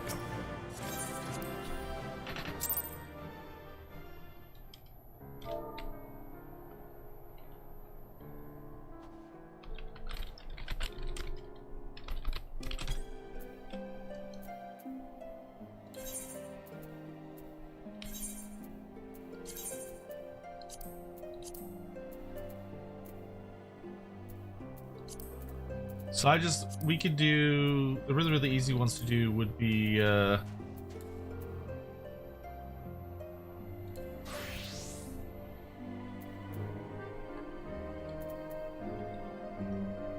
we could do Fist of the Father and Binding Coil turn 5 would be the easiest.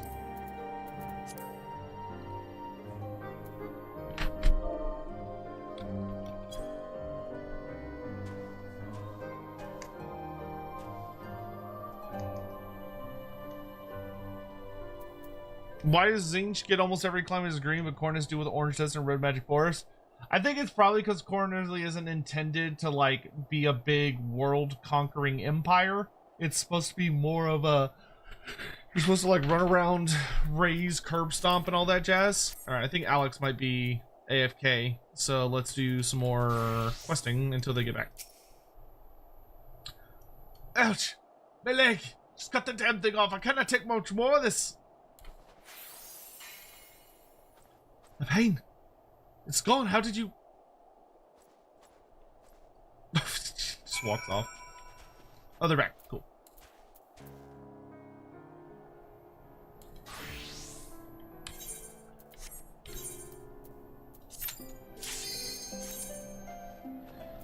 Should fix your chat box? I don't know what you mean by fix. Smaller text / expand it. I guess I could do both.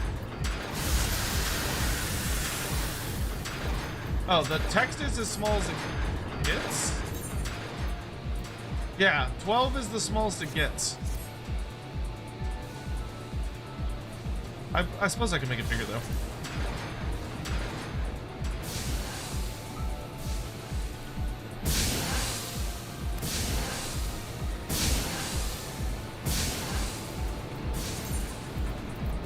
Oh, it's prompt. Oh,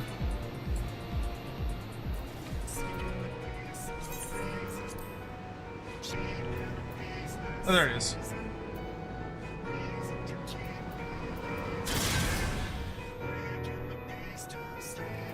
It still says 12 is the smallest.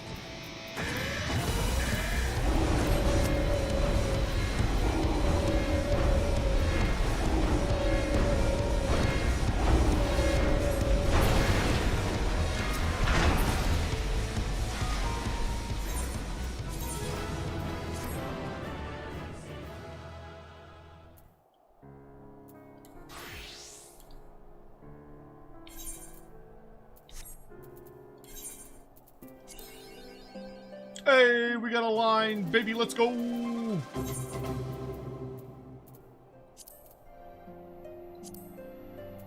Turn 5, right? Yeah. Alright.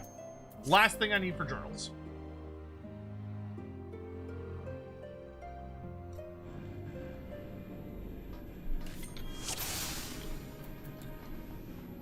Oh, this one's like super fucking fast.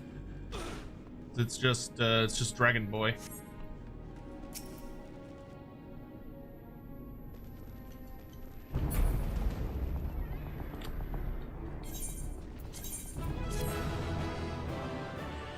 Do love me a turn 5.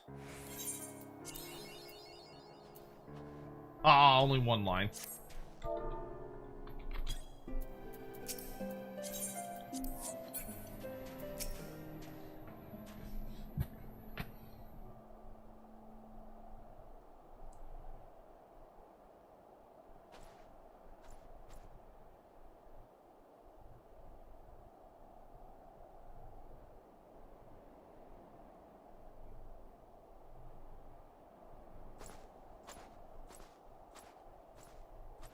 You. It's that captain lady again. What is wrong, Leviva? Have you tapped too deeply into your mental reserves? Perhaps you should take a moment of respite. That blood is not the knight's. The loyal lapdog. Without you to state the obvious, where would your masters be, pray tell? You, again! One might think these markings would betray my identity, but you Eorzeans have a singular capacity to look without seeing. I am amazed you are not constantly wandering into bonfires or off cliffs. I've grown weary of this masquerade, and I'm done entrusting my fate to this realm's blundering mercenaries. My name is Sele, and I am here to take the Lady Leveva into custody so that she may be transported back to Charlia and transported and tried for her crimes. Taken into custody? Under whose authority? You are here without permission of the Forum, performing acts which amount to treason. Your grandfather has already been detained and questioned. I'm giving you the opportunity to turn yourself in and put an end to this farce once and for all. Do as I say and no one will be harmed. Yourself included, Lady Leveva. But Lady Leveva, I thought you and your grandfather were dispatched on an official expedition. It seems that Leveva has not told you everything. Did you know it was her father who was killed nearly 15 summers past? 15 summers past, Jana Quinard. Your adventurer friend seems already to have put 2 and 2 together. Why I didn't tell you earlier, I cannot fathom. What else are they leaving you out of, Jana Quinard de Durandere? Aye, but silence! This is my final warning.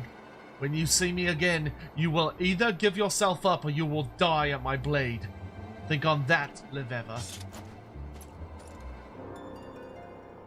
I am so sick of her. Dakaris, Lady Leveva's wound is deep. I do not believe I can heal it on my own. Lend me your aid.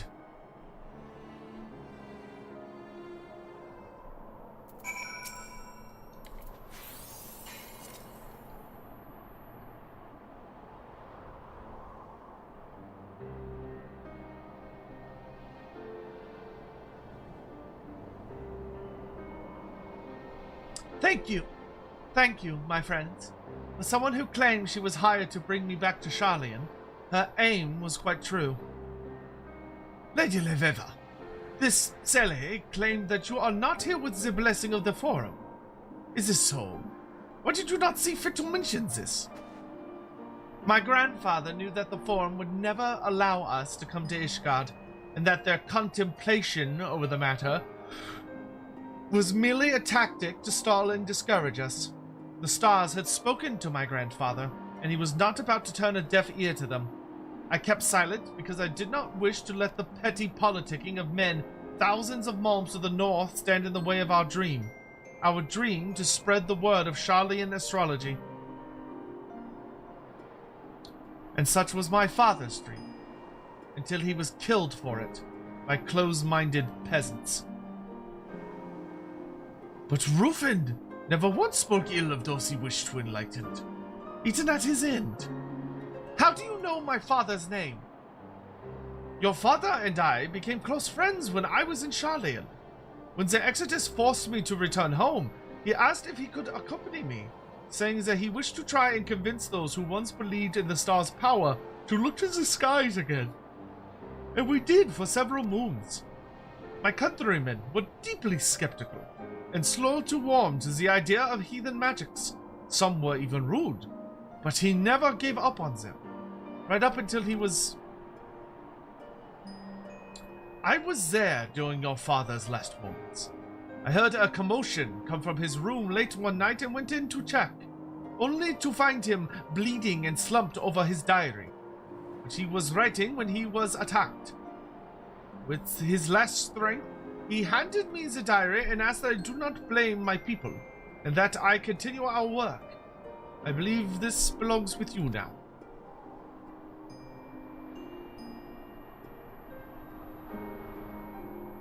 I do not know if I can forgive those who killed my father. I do not expect you to forgive us yet, but knowing that he did, even at the moment of his death, perhaps will help you one day understand. You have always reminded me of Rufin, even before I knew he was your father. Your passion for your discipline equals his own, or may even exceed it. Father, did you know what fate awaited you in this realm? Did you see all this? Did the stars have you merely pave the way? For me? If they did, then I shall not allow anyone to stand in your way. You are right, good man, and so I shall allow this breach of etiquette. But if you fail to address Lady Leveva properly again, I'll have you spit shining the privy back at Dulinder Manor. Oh, leave him be, Jeanne-Quinard. Without Quimperon here, I'd have been tied up and shipped back to the old world moons ago. The stars have him here with me. He's not going anywhere. Neither am I. I'm done with symposiums. This is not what my father wanted. He came here not to speak of astrology, he came here to use it, and so that is what I shall do. There are still many convictors who can benefit from these magics. And what a better way to convince the people of your greatness than by ensuring they remain long enough to sing your praises.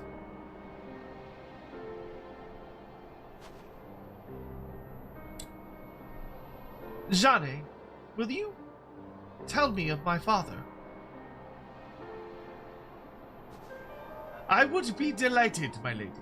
Unless that is, you mean now, as I have a prior engagement with a pair of lovely baronesses from House Zemol, and I do not wish to keep them waiting.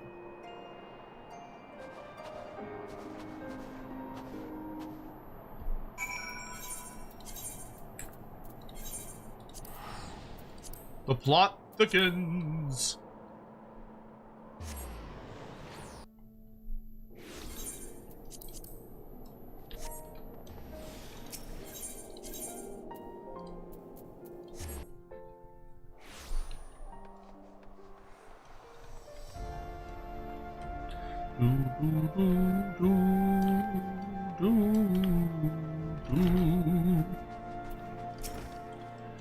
To think that my old friend Rufin may have seen what grim fate awaited him in Ishgard, but chose to come anyway, knowing that it would inspire both me and his daughter. Gods. Sometimes these celestial machinations are simply too grand in scope to grasp. However, if it is as we believe, then we must, as Pimparan so bluntly stated, make sure to not disrupt us on our path to that fate. Perhaps it is time I revealed you to a more powerful form of Malefic, so that you might be better prepared for the trials that are to follow. Ah, that fur on your brow suggests you could have used the spell earlier in your training. In retrospect, I would be inclined to agree. Malefic 2. Divinations of Astrologians transcended echo deep within your soul.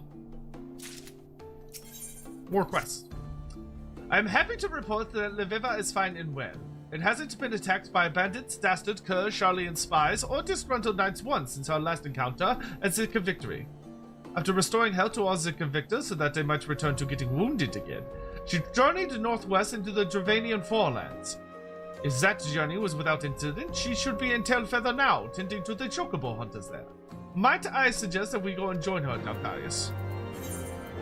Feather in the cap.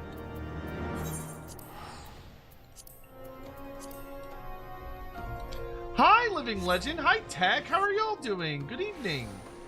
Hope you're both doing well. Lovely to see y'all.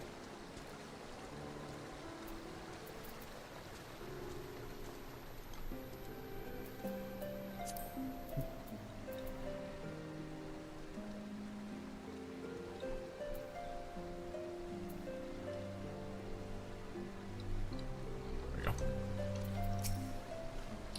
Dakarius, it's good to see you again. I pray you have not been neglecting your training. Now you may be wondering why I chose the Tailfeather of all places to visit next. But the truth of the matter is I did not choose it at all. It chose me. The hunters here somehow heard of what we had done at Victory and placed a formal request to have me come and tend to the hamlet's wounded. I would like to believe this proof that word of the benefits of Charlian astrology is slowly but surely spreading through the realm. Ah, but enough talk. There are still many ailing souls that require succor. Would you and Jediquinard mind assisting me again as you did in the Western Highlands?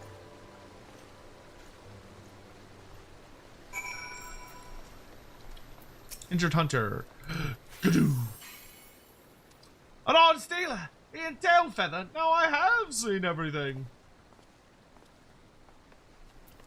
Ba-da-ba-ba-da-ba. Okay. Repair all my stuff, please.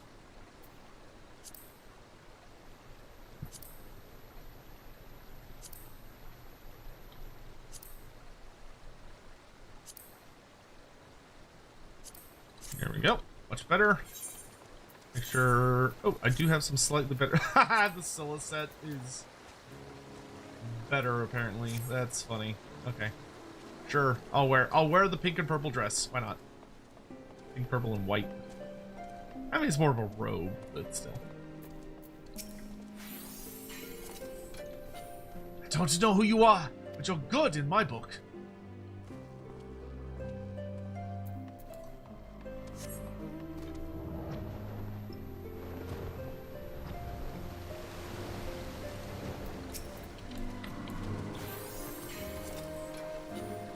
Praise the 12! I'm healed!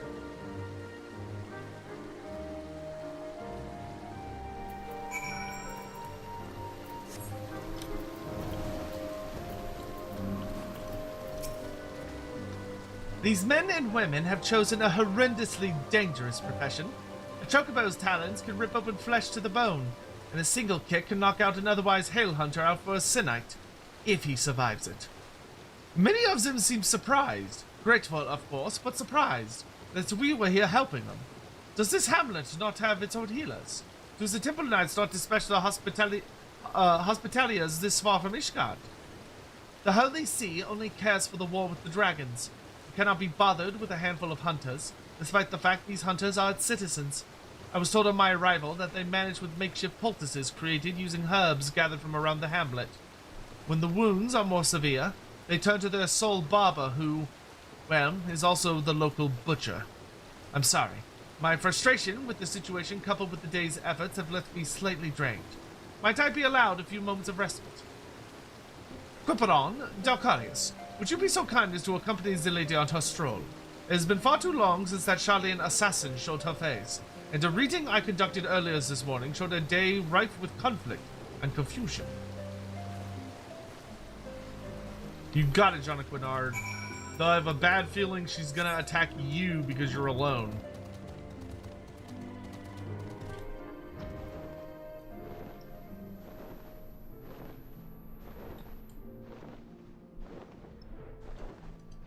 Oh, nope. Looks like Lady Leveva's under attack.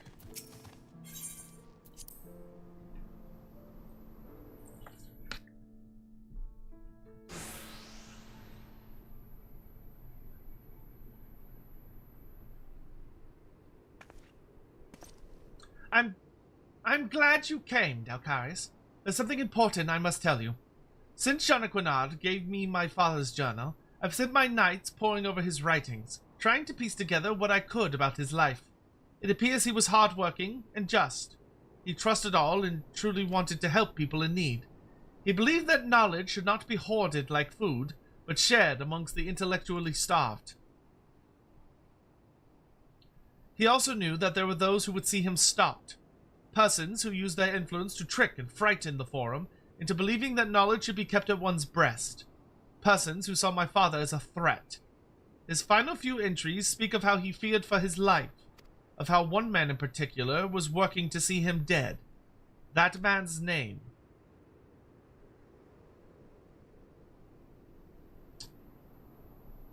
Is not important, for in the end, it turned out your father was killed by the very people he was foolish enough to trust.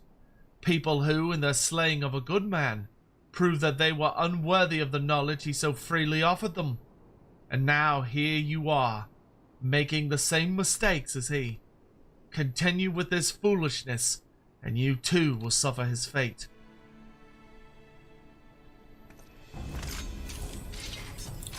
Do not dare talk of my father as if you knew him. You know nothing. Your mind is as closed as the minds of those back in the old world, who believe that hiding in their books will shield them from the pain and suffering of the real world. Such passion! It is a pity it remains misdirected. My employer only wishes to see you back safe. Safe and Charlian. The Forum recognizes your talent. You're an asset to our nation and its people. We would have you live a long and prosperous life, so that you may rise even higher than your father ever had the opportunity to. But we both know you're far too stubborn to take this gift so graciously offered. You would rather fight. And you know, so would I. No more games, Leveva. Let us end this, right here, right now, with your precious stars as our witness. Spare no one, not even the girl.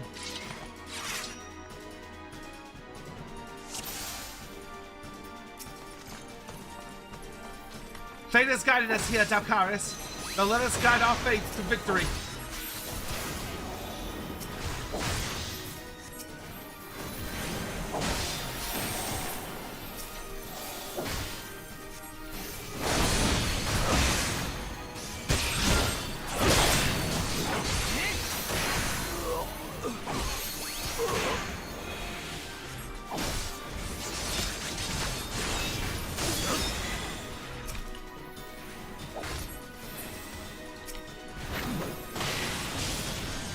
I do not think because you bested me in the past you could do the same here. This time I came prepared. Is there no end to them? Let's speed up our casting a bit. It looks as though you could do with an extra blade.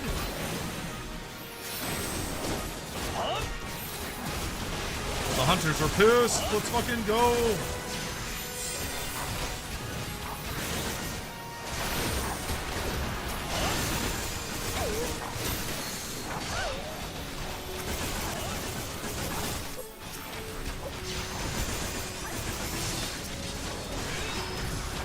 I will not die like your father did on foreign soil at the hand of barbarians.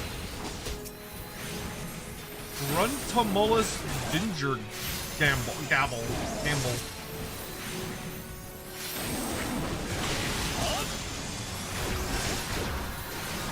You will not harm these innocents.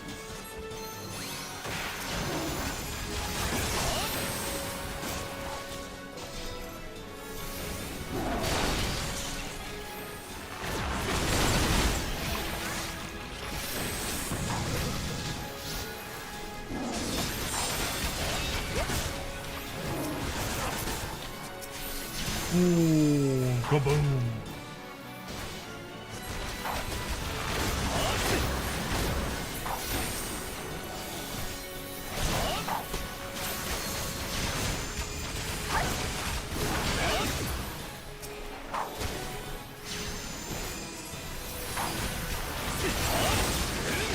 Oh, the irony. I really hope Salil is actually dead. That'd be so nice. She's been a thorn in our side for ages.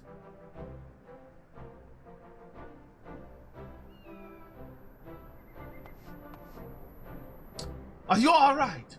I heard the commotion and came out as quickly as I could. Not as quickly as these four. You remember, the hunters so gravely wounded not less than a bell ago?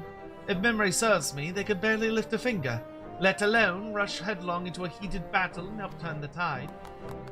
Don't be too hard on the silk shirt. Turns out we didn't need his help any road. Who'd have thought it, eh? Real life fighting Astrologians. Now I truly have seen everything. Leveva! I dare say those men would not have risked their lives had they little respect for us or our craft. You are right. Our actions here have done more to promote Charlian astrologies than any long-winded discourse. Why, I expect this very night the tale of your daring deeds will be told in 100 times over in the mead halls across the forelands. Which means it will not be long before the Forum is heard as well. We Charlians may have officially abandoned this realm, but our ears remain. If the one who hired Soleil is who I think it is, then I expect not less than a formal edict of extradition to be issued. An edict of extradition?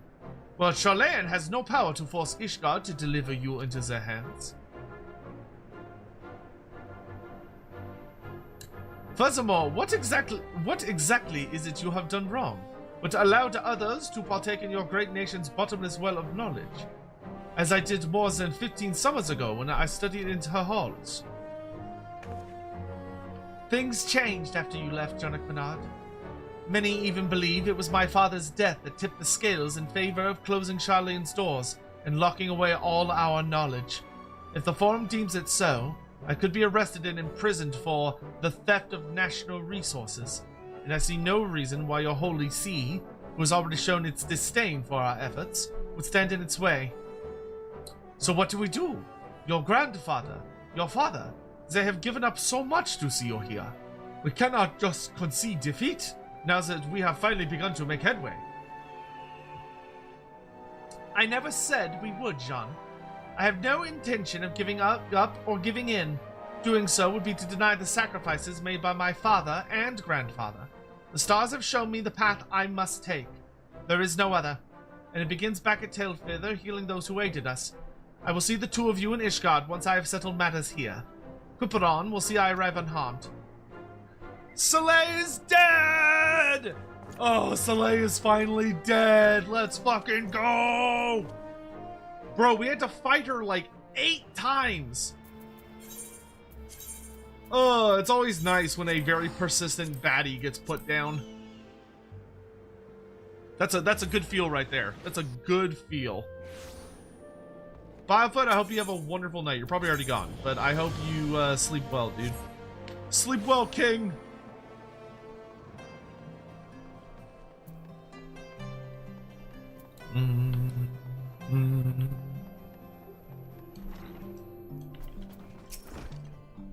Lady Livera has still not returned from Tailfeather. Oh, but do not worry. I have heard word that she simply intends to stay a few turns of the sun longer. What we should be worrying about, however, is the form and the pending decision on our companion's extradition. If an official edict is drafted, I fear we may find ourselves at the mercy of the Vault. And if that were to happen, there will be little we could do to keep Leveva here short of starting a war. If only we had more time. When I was studying in Charlayan, I heard whispers of an ancient astromantic spell which could stop time in the very movements of the heavens. All of my professors denied it existed, of course. Ba ba ba ba ba! 57, let's fucking go! I can do my daily beast tribes now. How am I doing on tomestones. Pretty okay. I could probably afford to spend some, but I'm gonna go do some beast tribes just for some extra experience. We can go do the bug bros, and we can do the owl bros. I don't think the level 50 ones are worth it, but the level 60 ones are worth it.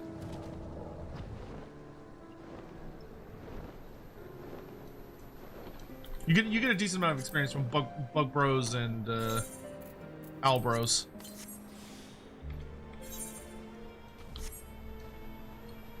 Who? Bug bros. The Nath. The Nath tribe. And the Vundu. The Gundu. Gundu? I always forget which one it is. Oh, Aljo.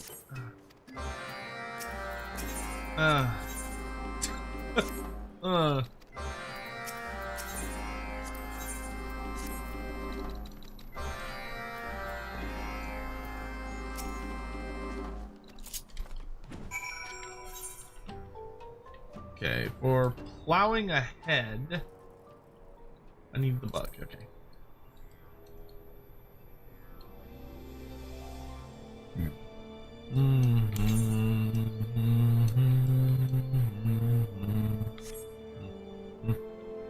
Bum bum bum bum bum bum.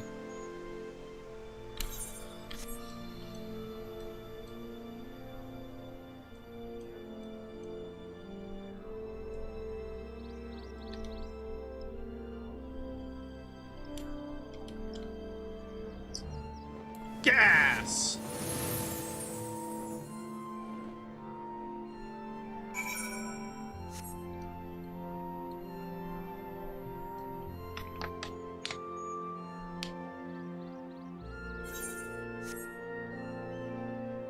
It is funny that we just fly around gassing wyverns.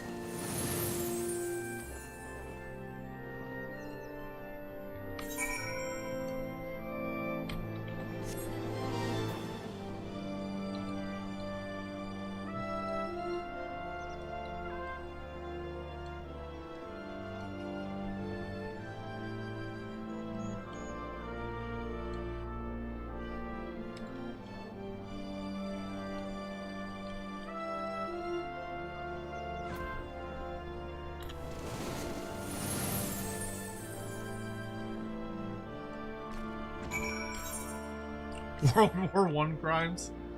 Classic.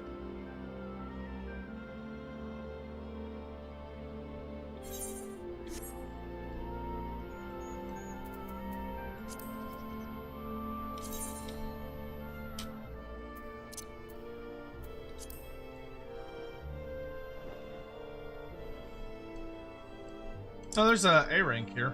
I'm not really that interested in killing it because I don't really need A rank shit at the moment.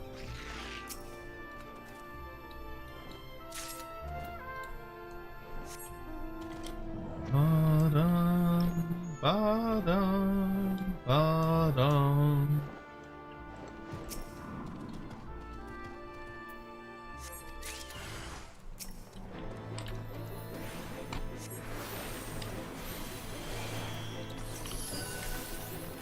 You showed up for the wrong house, son.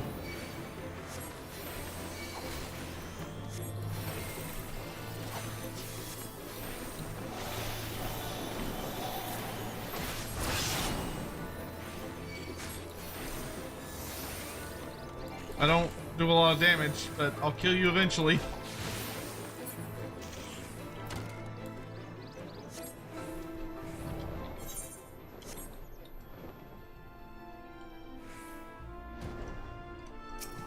Simon, thank you for the super chat. How are you finding the Astrologian story so far? It's quite good.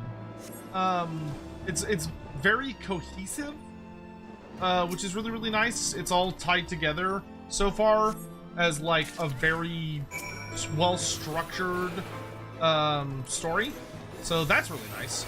I also really like the Charlians as an antagonist. The fact that they're like this incredibly powerful nation that possesses like tons and tons of powerful magic but like they're going out of their way to suppress knowledge and trying to like hoard it for themselves. They make for a very unique antagonist. Like you can tell their antagonism is born entirely from like fear. The fear of like losing control, and they're like attempting to control as much of the world as they can, but it's this very messed up, unrealistic view on how the world works, that if they can just keep other nations in ignorance, it'll give them an advantage, but doing so is just making things worse for everyone, including themselves. So they make for a fun antagonist, though, you know, clearly not everyone in Charlian is sympathetic to the views of this the forum.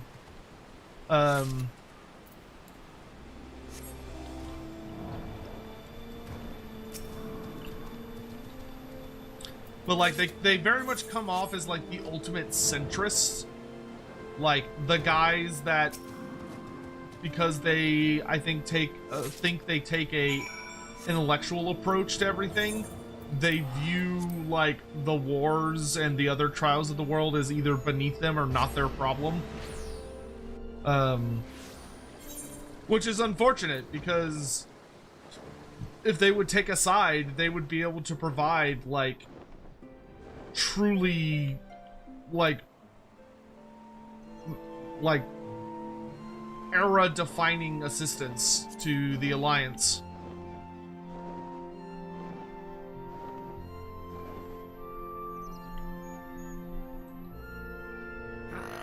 Another wretched foul is a Hey, thing nah. that joins the red host. Cursed Sotek spawn. I have a theory that humanity in Warhammer's origins lie in the North Pole likely. This explains why the Chaos tribes are so numerous and why humanity gets less and less common and established the further south you look in Warhammer, and how humanity spread to the entirety of the world. So I would give you partial credit on that theory. Living Legend. First of all, thank you very much for the 49 months. I really appreciate the continued support. It means a lot to me. Thank you so very much. Y'all have no idea how incredibly helpful it is when y'all choose to like sub and help out on all that stuff. It's incredibly helpful.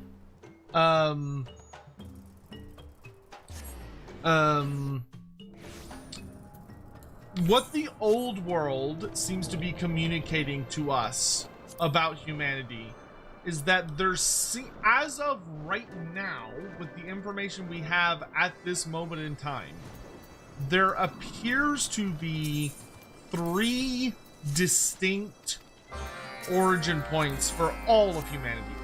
But unlike the elves and the dwarfs, I do not personally believe, though once again you can headcanon this as you want, because this is just how I feel based on the information we have. But in my opinion, I think the information seems to suggest that humanity does not come from a singular common point or a singular common ancestor like the elves and dwarves do, but instead it seems more likely that there were multiple old ones that were all working on humanity at the same time, and because of that, it led to humanity being much more they were being worked in like different areas by different old ones, which led to them being significantly more diverse, because one group of humanity came from the north, and I do agree with you that I don't think they came directly from the North Pole, because I think that area would have been too hostile of an environment for them. But I do believe that they came from what we now know as the Eastern Steppes. And actually, you could argue that there's probably only 2 origin points for humanity. The first being the Eastern Steppes, which seems to be one of the birthplaces of humanity, with those being the humans that divided up. Some of them went further north, some of them went west, and some went like southeast. and the ones that went south and east ended up becoming what we now know as the Cathayans. Whereas those that went west and or north ended up becoming what we now know as like the Chaos Tribes. Because we oh wait, no, sorry, there are 3 origin points. The second origin point is the Southlands. Because we know that there was a lot of humans created in the Southlands. And these humans would go on to become the Nehakarans, the people of Tylos, and the people of Talea, Estalia, and the Badlands and the Border Princes. Another A rank, goodness. Like all of those different peoples were they originate from the Southlands. And then the last group of people are the people of Albion, who, from what we're told, were explicitly created and made in Albion for the purpose of being taught how to like operate the Ogham stones and all of the great technology of the old ones at the time. So I would say that I agree with your theory, but I think it's not the only origin point, if that makes sense.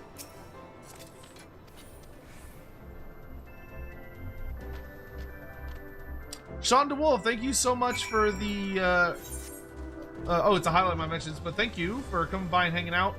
I missed the Talea stream, have it on watch later. Did the over-under of 5.5 hit on Go Watch Our Mermidia stream? We did say that, yes. Those exact words were used at one point in the stream. Albion is honestly such a weird part of the Warhammer world. It is.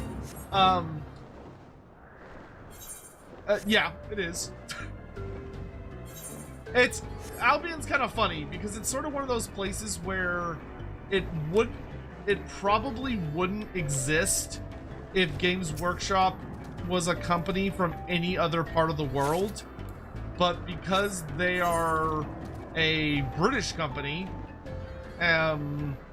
they wanted to have a British Isles equivalent. And they also wanted to make a reference to their own studio, like kind of cheekily existing within the universe. So because of that, we got the Citadel of Lead, which ended up being like a super important location. Because, you know, from like a meta level, it's literally where the entire universe was created.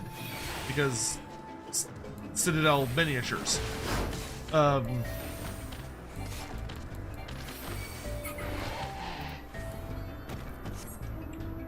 Like, the whole thing's basically kind of like a big meme. But it's a meme that has evolved into exploring, like, why is this place so fucking important?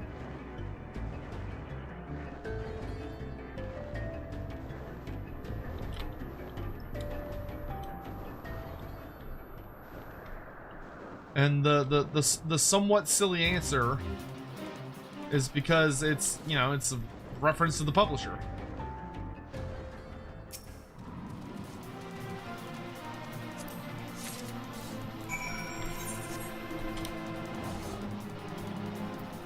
Hippopotamus! How are you doing, man? I feel like I haven't seen you in a minute. I hope you're doing okay. Which race in the Warhammer world has the highest ceiling for willpower? Is that even a thing in Warhammer? Yes, that is absolutely a thing in Warhammer. Willpower is considered like one of the fundamental stats for the roleplay game. So it's like one of the fundamental characteristics, and it determines a lot of things. I mean, the most willful race is probably either the Slann or I would say it's probably the Slann. I could maybe see the argument of it being like a dwarf, or maybe even like a. I could see the argument for a couple races. In my opinion, it would probably be the Slog. Depending, like, in that their willpower, which they use not only to ground themselves against the horrors of chaos, but also to ground and focus a considerable amount of their spells, because ultimately willpower is a fundamental aspect of controlling magic. And the Slann are the greatest wizards in the world.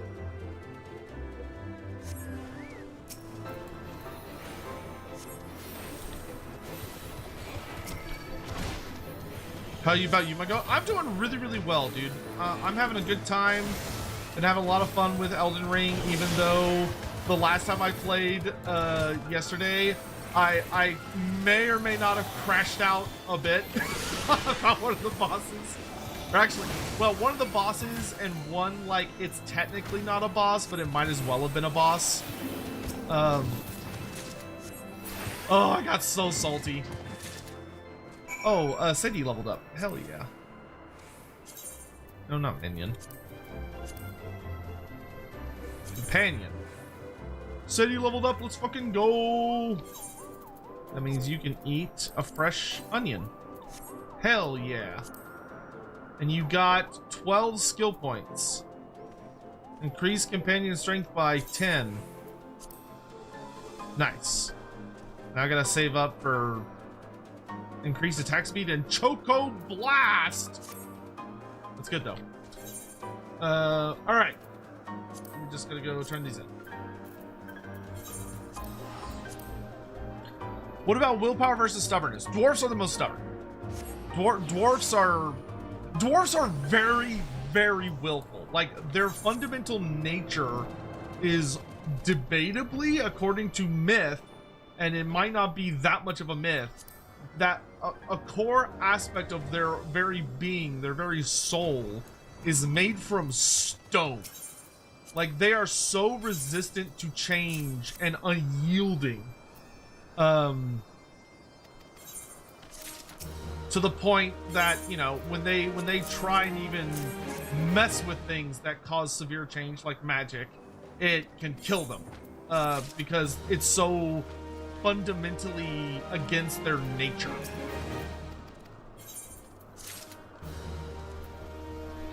Alrighty, guys. I think that is actually a good place to call it for tonight. I'm gonna go do some quick stuff over this thing, but I kind of just wanted to get on and do a little bit of leveling. I wasn't gonna do like a super crazy session. The goal was basically just to come on and do dailies. I think we'll save our journal for, in a perfect world, I'll play tomorrow night as well. We'll see how much Elden Ring we get in tomorrow. I'm wanting to take Elden Ring on pretty aggressively, because if we can keep like a good focus on Elden Ring, I think I should be able to finish that game relatively fast. Like I've been clearing through the bosses at a pretty good rate. So I think as long as we can sort of keep that up, we'll be in a good place. I'm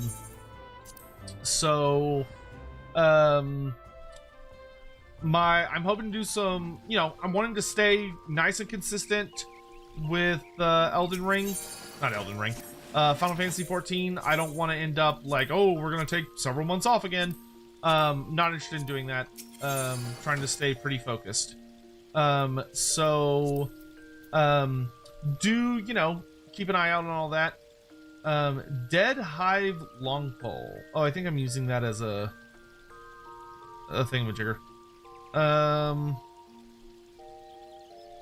Man, I need to get a better Astrologian arm. Jesus.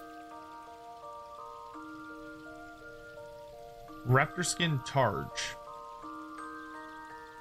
Level 42. It's already stored in my dresser. I see.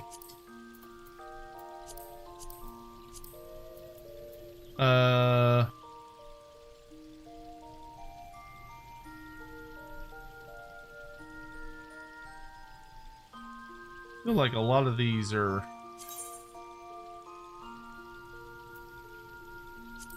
already in here.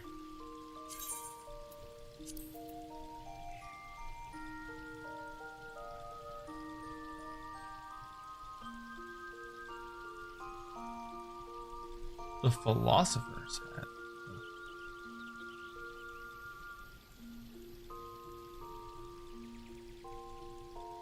The antiquated seventh hell we can put in the other thing.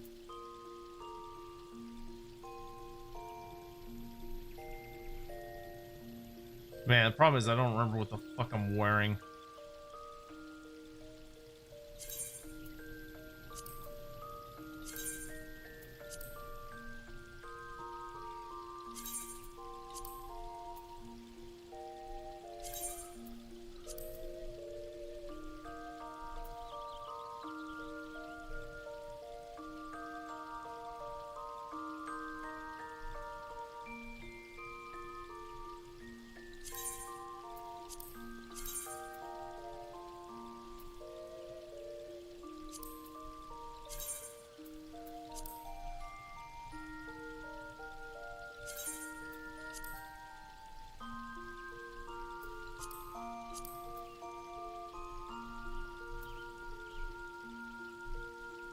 Amon's boots.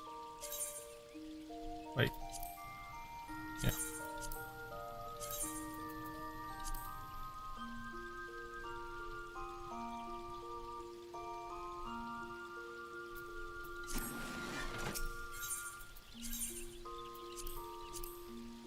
Okay, so I'm pretty sure I can store the Petasos set.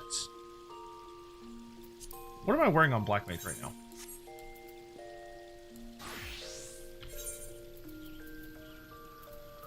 None of that. Okay, yeah, so we can store that full set.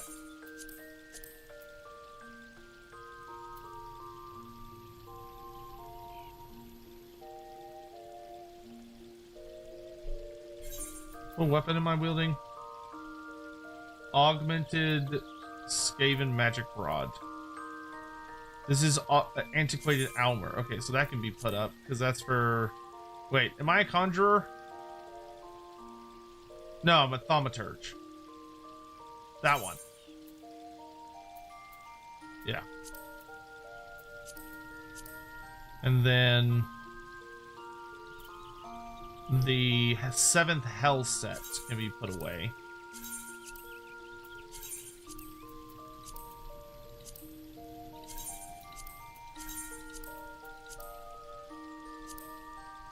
And then, what is my bard wearing? Am I still wearing all this shit?